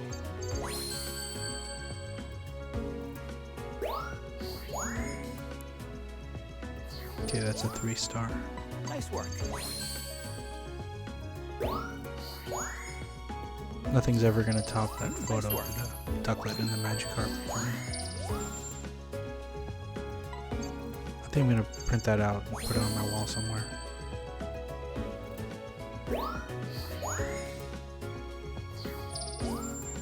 Nice work.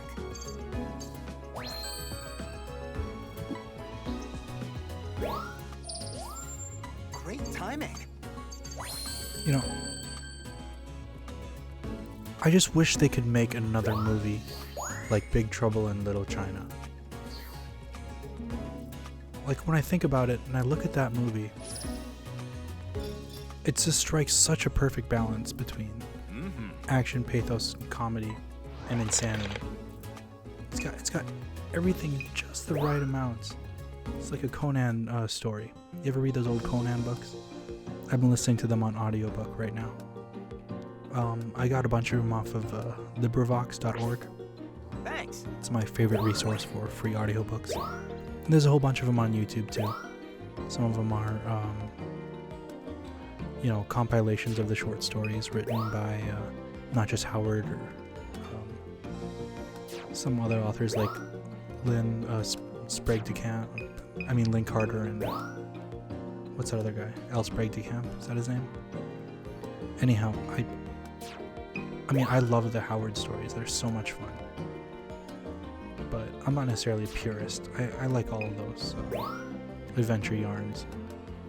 Definitely the Howard stories there's a quality to them that is unmatched in any of the later work. He's had a lot of imitators, but there's only one Robert E. Howard. Anyhow,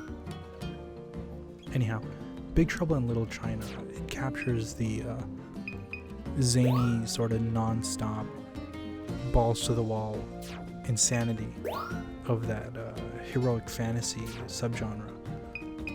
But it does it in a very tongue-in-cheek kind of way. It introduces all the fantastic elements. Almost in like one scene when they encounter that street brawl, and then it becomes this like crazy duel between these like magical warlords. You're like, what the heck is going on here? But hey, you're already along for the ride. You know, it's got the sort of supernatural ghost story kind of elements. The sort of journey into the belly of the beast, so to speak, and then reluctant protagonist. Got Kurt Russell doing his thing. And what's great is that he's not even really, the protagonist. He's not the guy that it's happening to. He's literally just tagging along with his buddy so that he can get his truck back. And there's something kind of amazing about that. Like, he's not even very competent.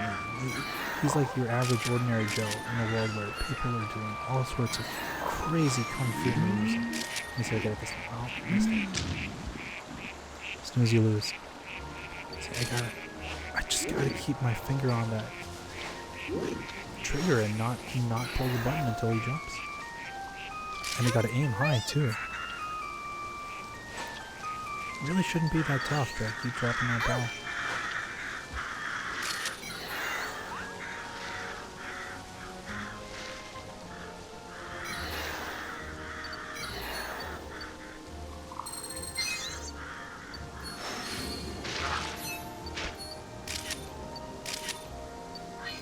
I still don't think I've found this pincer's friend yet. I think I've got to pull him out of the ground earlier.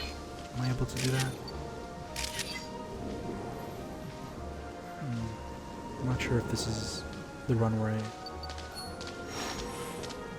well, we'll see.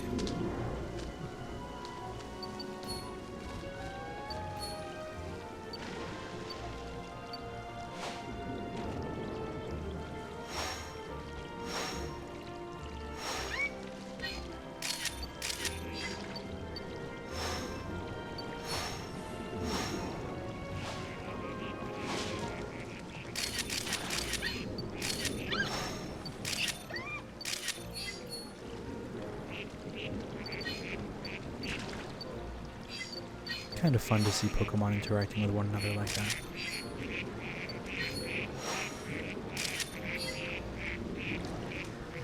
Bidoof's butt.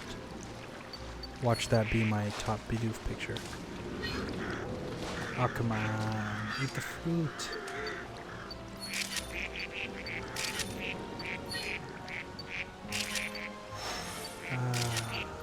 Split second too late. Oh, really? That was a pretty good one, I think. Alright, I got the Sylveon up. Come on, Sylveon. Oh. Right. See, I should be looking forward. Nice.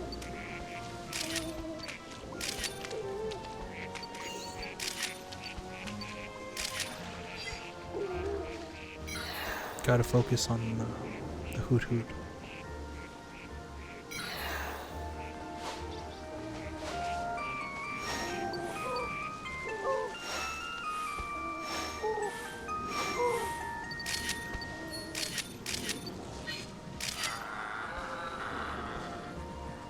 Oh, that's right. I was going for the side quest that said there was a Pokemon hanging out by the Hoot Hoot.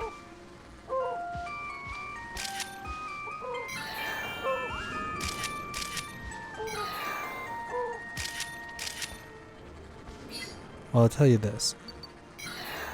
If anything, playing this game might probably make you a slightly better animal photographer. Catch your cats in those crazy poses, mid-jump. But again, you know, you could just take a video and then selectively snap that frame. Cameras have gotten that good now. I'm sorry that was so uneventful, but hey, at least I caught a Caterpie on camera. Hello. Alright, Professor. 13 to look through today. You know, apparently 13 used to be a lucky number. Nice work. Somewhere along the way it got changed to an unlucky number. Nice work.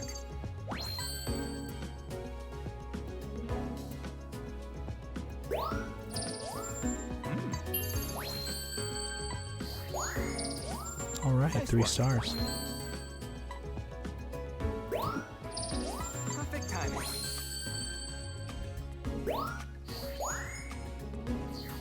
Nice work. Nice See work. how close those were. Okay, I've got all 4 categories for Score Bunny.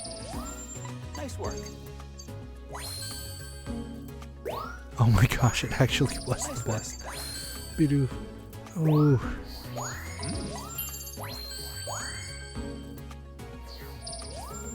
Perfect timing. 4-star Caterpie. Why not? Wait. Oh, I automatically selected. I didn't actually pick the Hoot Hoot photo. Might have shown his foot. Who knows? I didn't see one in the preview, so. It's okay. I'm gonna get that foot someday.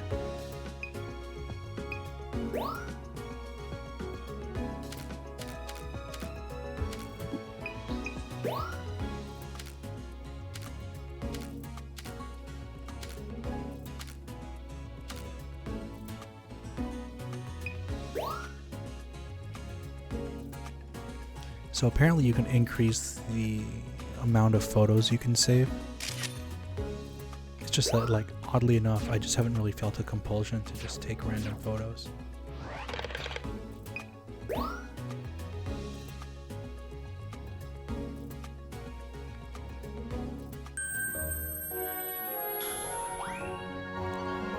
Take care. Top Gun from the top. Again.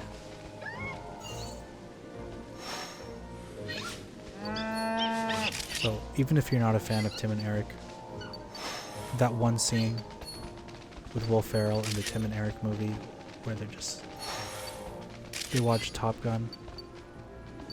I mean, just look it up on YouTube. It kind of gets me every single time.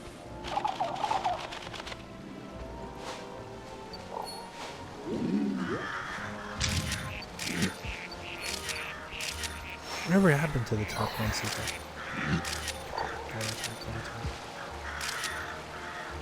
What? Okay. I guess because I didn't do it in the right order. Did you jump? Well, guess I'll catch you next time, Tangrowth.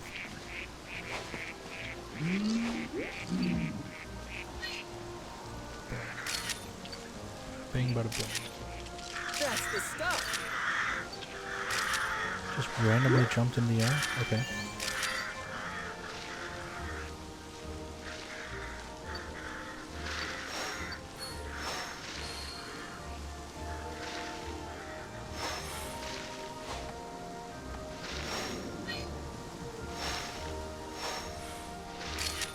Whoa, really?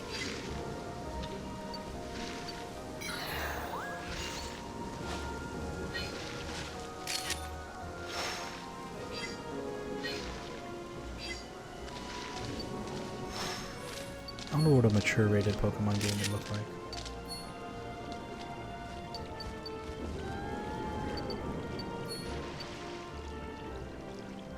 Would it be like a Grand Theft Auto except you play as like a Team Rocket member?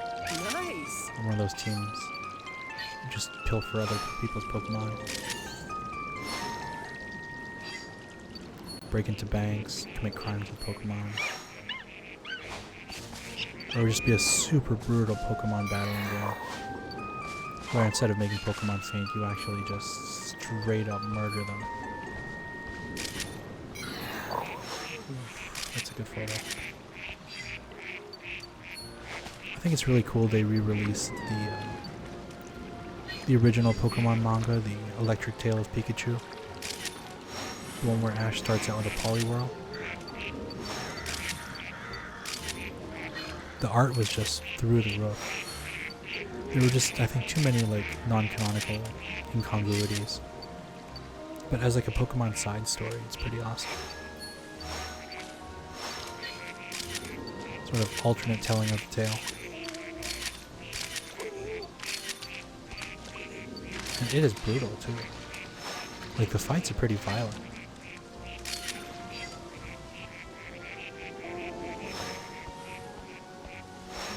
Nowadays Pokemon is just, I mean, I don't even know what it is. I can't even claim to know what it is. I'm so uninvested in the franchise actually. That Pinsir's friend was just around the corner, wasn't he? Alright.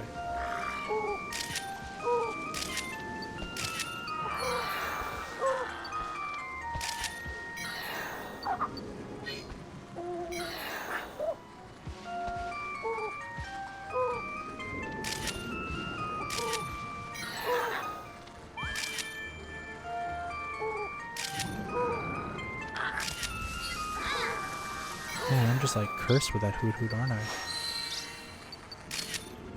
It's time.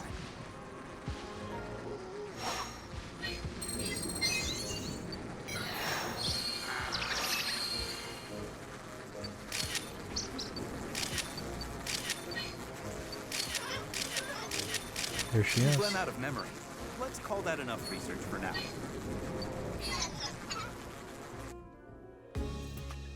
It's funny, that Pokemon looks just like a character out of Buck Bumble. Oh, You ever play that game on the N64? Man, that theme song was catchy.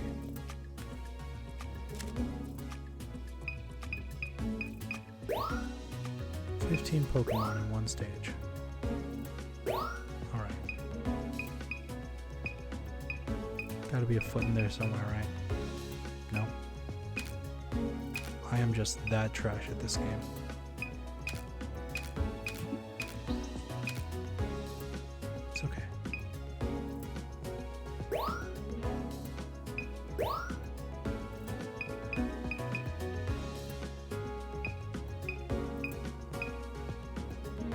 That Combi completely photobombed me.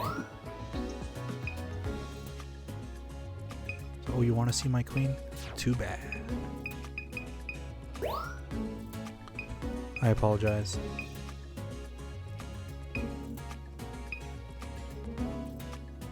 Just go and hit that right button 2 times on your keyboard.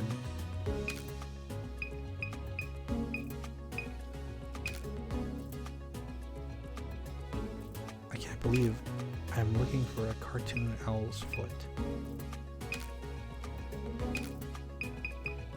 You ever just sit and wonder, what am I doing with my life? Yeah, those are the kind of feelings that Nintendo makes me feel. And yet I still play their games. I don't know. Am I a glutton for punishment? Maybe. Now then. Perfect timing.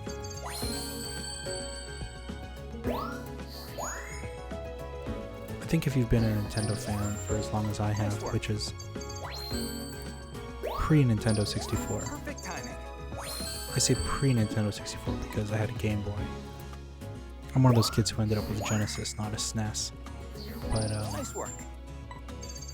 I knew of Nintendo, and I was a big fan of Super Mario Land 2, 6 golden coins on the GameCube, on the Game Boy. Perfect timing. Nice work. Okay, 2,158. Anyhow, if you've been a Nintendo fan as long as I have, Nice work. I'm not sure if you hate yourself or you've just sort of learned to have patience and to expect a little less and to sort of be okay with disappointment, you know, to be okay with decades between game announcements, constant A delays, new discovery. cancelled Nice projects. work. I just remember when, like, for instance, Project Hammer was announced for the Wii. That looked really cool and fun, and boom, cancelled. Rumor, you know, Star Fox in development for the Wii, cancelled. Never saw the light of day. Nice work. Just you sort of become more hardened, you know. I really hate to use the term, but it's kind of like being a battered wife. I mean, the Space World trailer in 2000. Everyone's like, oh man, that's what Zelda's gonna look like, and don't get me wrong, Wind Waker is like top 3 Zeldas for me. But you can understand everybody's confusion, right? You show off a trailer like the Space World 2000 trailer. Thanks. Just look that up.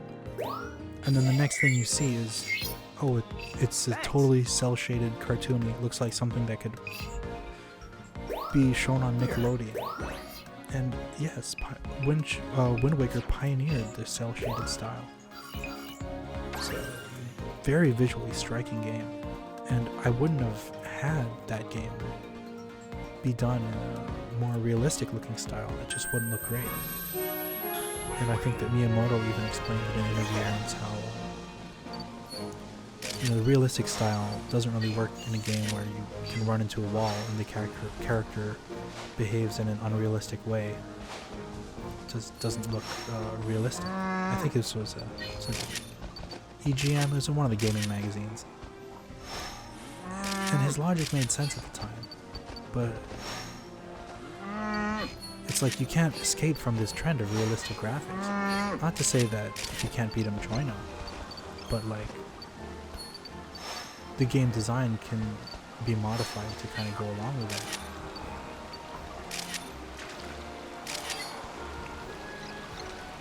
Although I do see his point.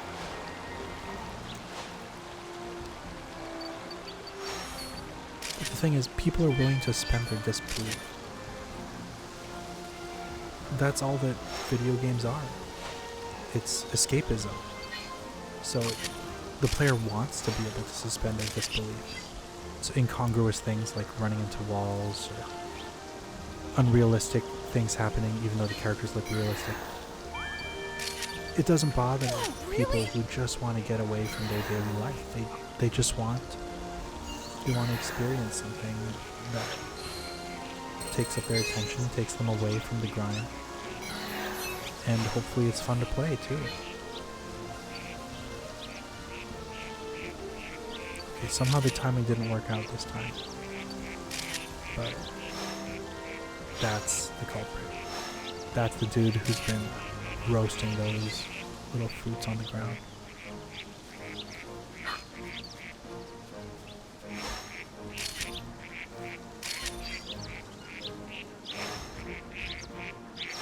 Yeah, just give me a telephoto lens, I would have had that shot.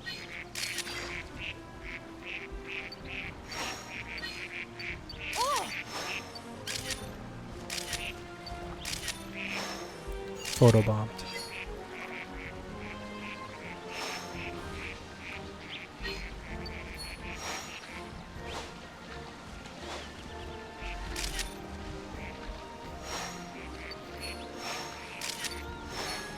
That Bidoof Dam looks so cozy.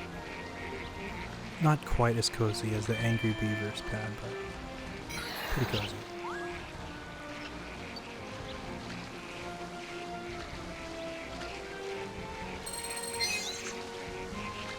That is Tangroth's favorite fruit. Can you try and grab it? Get over here. That grip would make Reed Richards proud. Or Mrs. Incredible for all you millennials.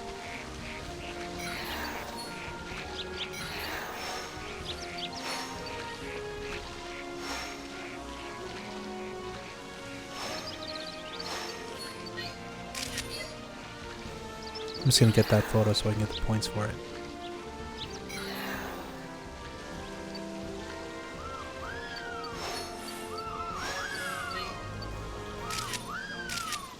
At this point, I'm just farming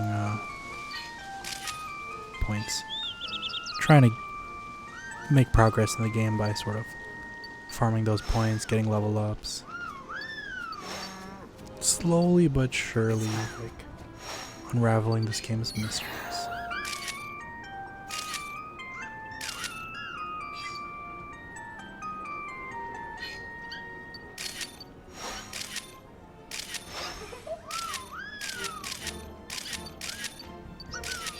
Probably we get more points with a full body shot, fully zoomed out. I realized that a little too late. You know what? That's alright.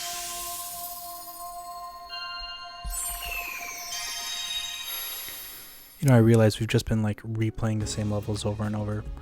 I guarantee you the third and possibly final chapter of this Let's Play is going to have new levels. It's really this middle section of the game that is grinding to make progress. And I apologize that I'm not making that progress as fast as I could. But please like, comment, and subscribe. Part 3 won't be that far away.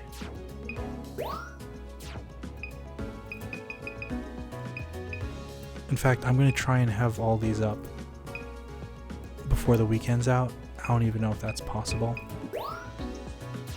I still have to beat the game first off. Alright, nice work. And I've got work all weekend. Nice work.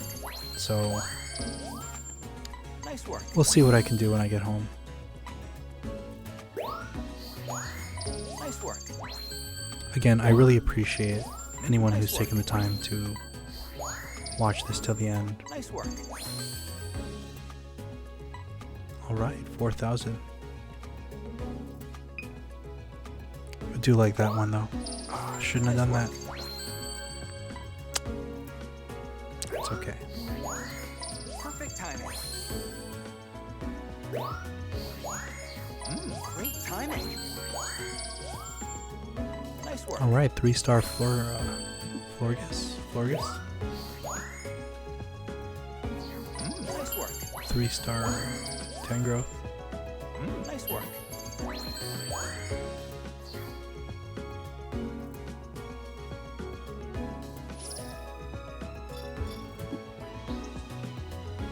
Mm-hmm.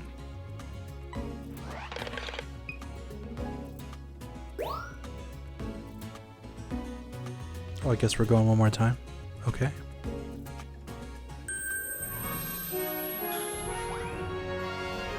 Take care.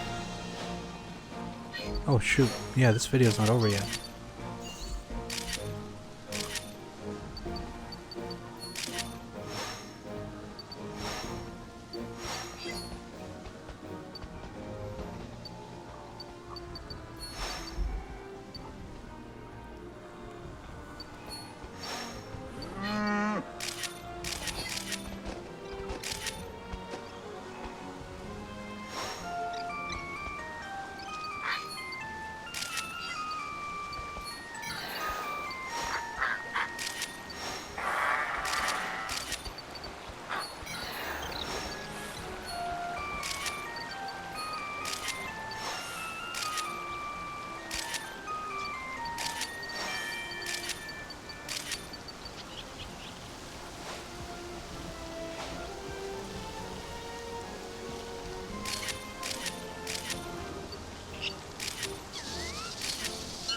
That's the stuff.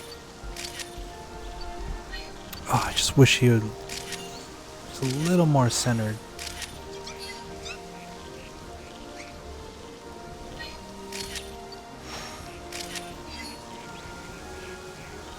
That could have been good. Such a shame.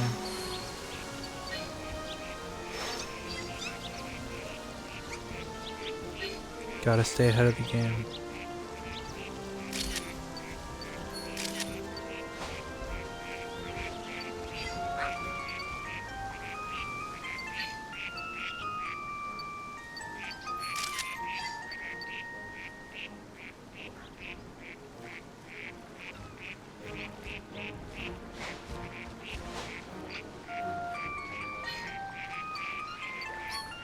Oh, really?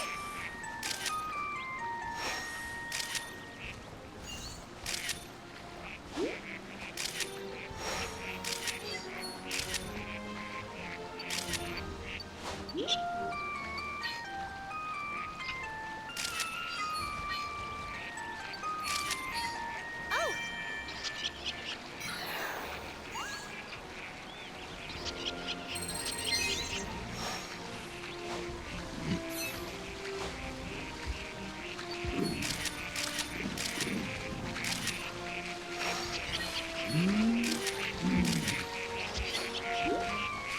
And Tangrowth looked pretty happy.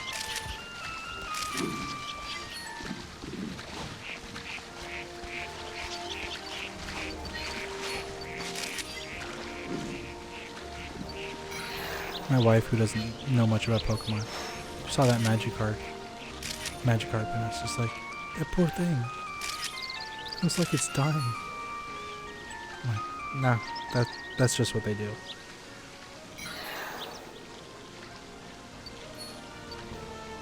It's kind of telling, you know, they were such a like cultural phenomenon. This whole, you know, jokey kind of idea of this useless Pokemon that turns into Gyarados, essentially. Super powerful dragon. It's time. That if you don't kind of know, it's like you're not in on the joke.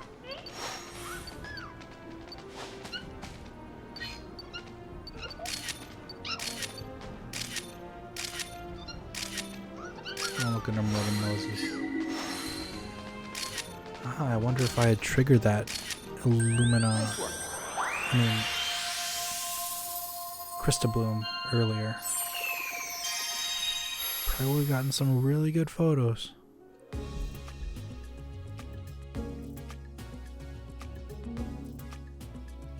Hey.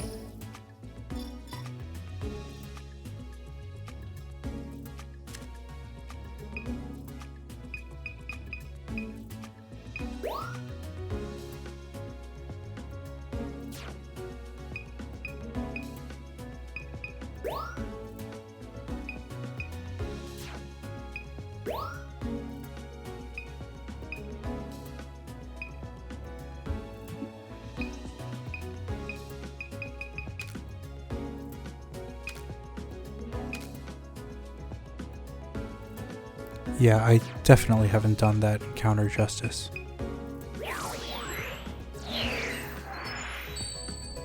Maybe I should go back to Let's do this. Nice work. the level 1 scenarios. Just replay all these levels. Great timing. I'm sure there's a lot of stuff that I'm missing. Nice work.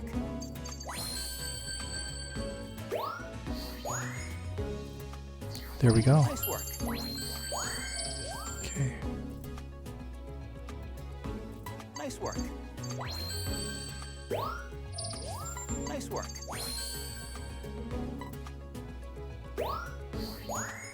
Nice work.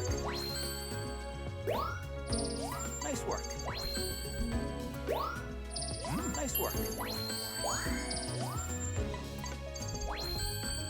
I think it's odd that I haven't seen any Pokemon evolve yet. Nice work. I know I mentioned that earlier, but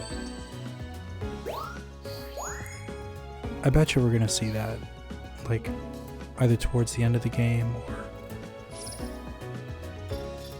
I bet you there's a way I can like trigger it to happen with like an Illumina orb or something. Level 3. Fantastic.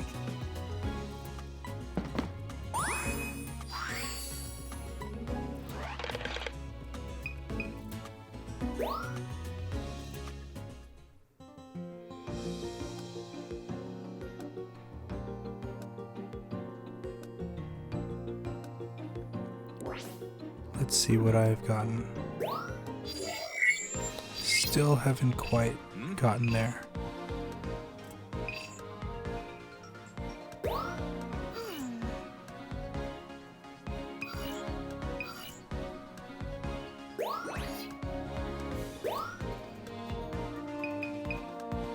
I have so many unfulfilled requests.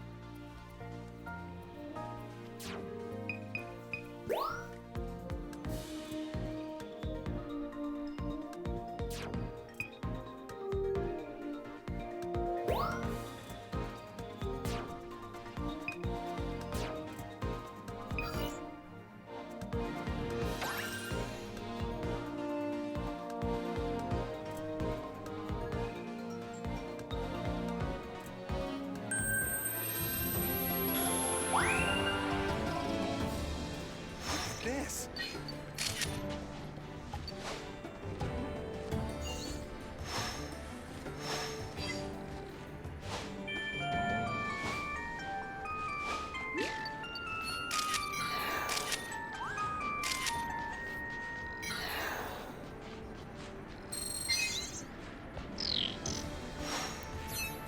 There is a score bunny way back there.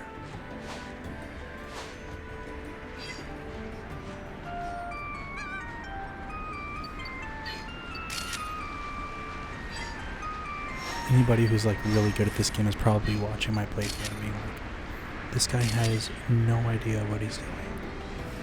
And that's true. And I'm sorry about it.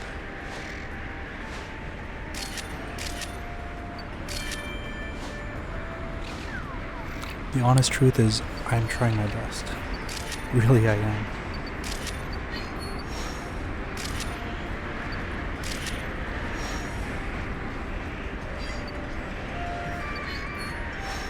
Really?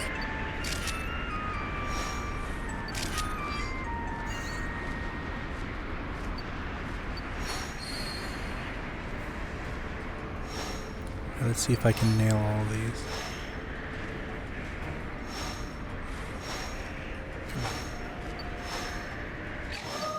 Got him. Is that it? Nope. Flygon. Ooh, I should have zoomed out. Probably would have gotten a perfect shot, been able to throw a ball on him. Come back. No.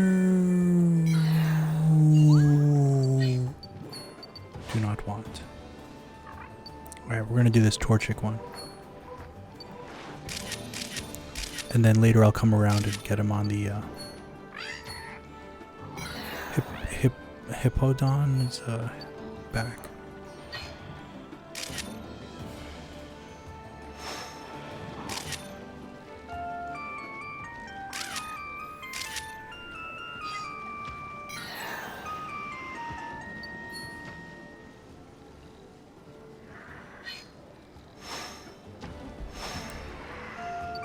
Now that guy goes running across the water.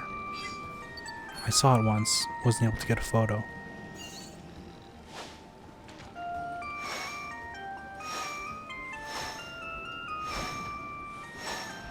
See, if I wasn't half asleep, I'd be throwing the fruit at him. But, too little, too late. I'll come back another time.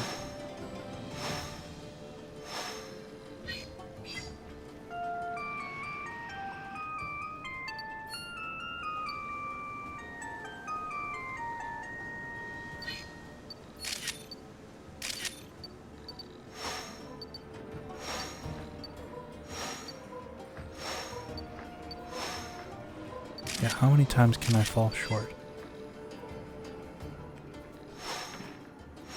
Story of my life. A day late, a book short. I'm writing a report of losing and failing. It's time. When I move, I'm flailing now.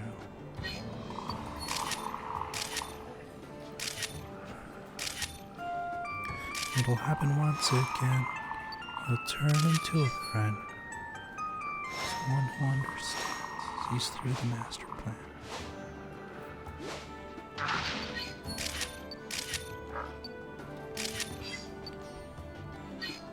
All right. I wonder sometimes if listening to Blink-182 during my formative years seriously, hindered my personal growth as a person, you know? Kind of, arrested my mental and emotional development, so to speak. When I was a teenager, maybe I should have been listening to things that were more wholesome than punk rock, punk pop, heavy metal, rock and roll.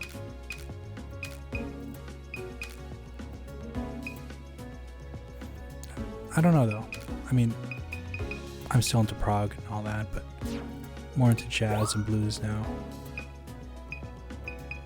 I hardly even listen to music. When I do, it's either jazz, blues, covers, classical, funk. Actually, I've been listening to a ton of funk covers lately. There's a couple of bands I follow. The Main Squeeze is one, and Scary Pockets is another. They both do like these funk covers. Oof. They did the Scary Pockets covers Dreams by Fleetwood Mac with Elise Tro. I think I'm pronouncing that name right. Singing, and it's an incredible cover. The Main Squeeze, every single one of their songs is a hit. They do When My Guitar Gently Weeps. They do this whole Pink Floyd Dark Side of the Moon. Nice work. I mean, there's been a billion Dark Side of the Moon cover albums, like the Easy Star All Stars Dub Side of the Moon comes to mind. That's the reggae album. It's a classic.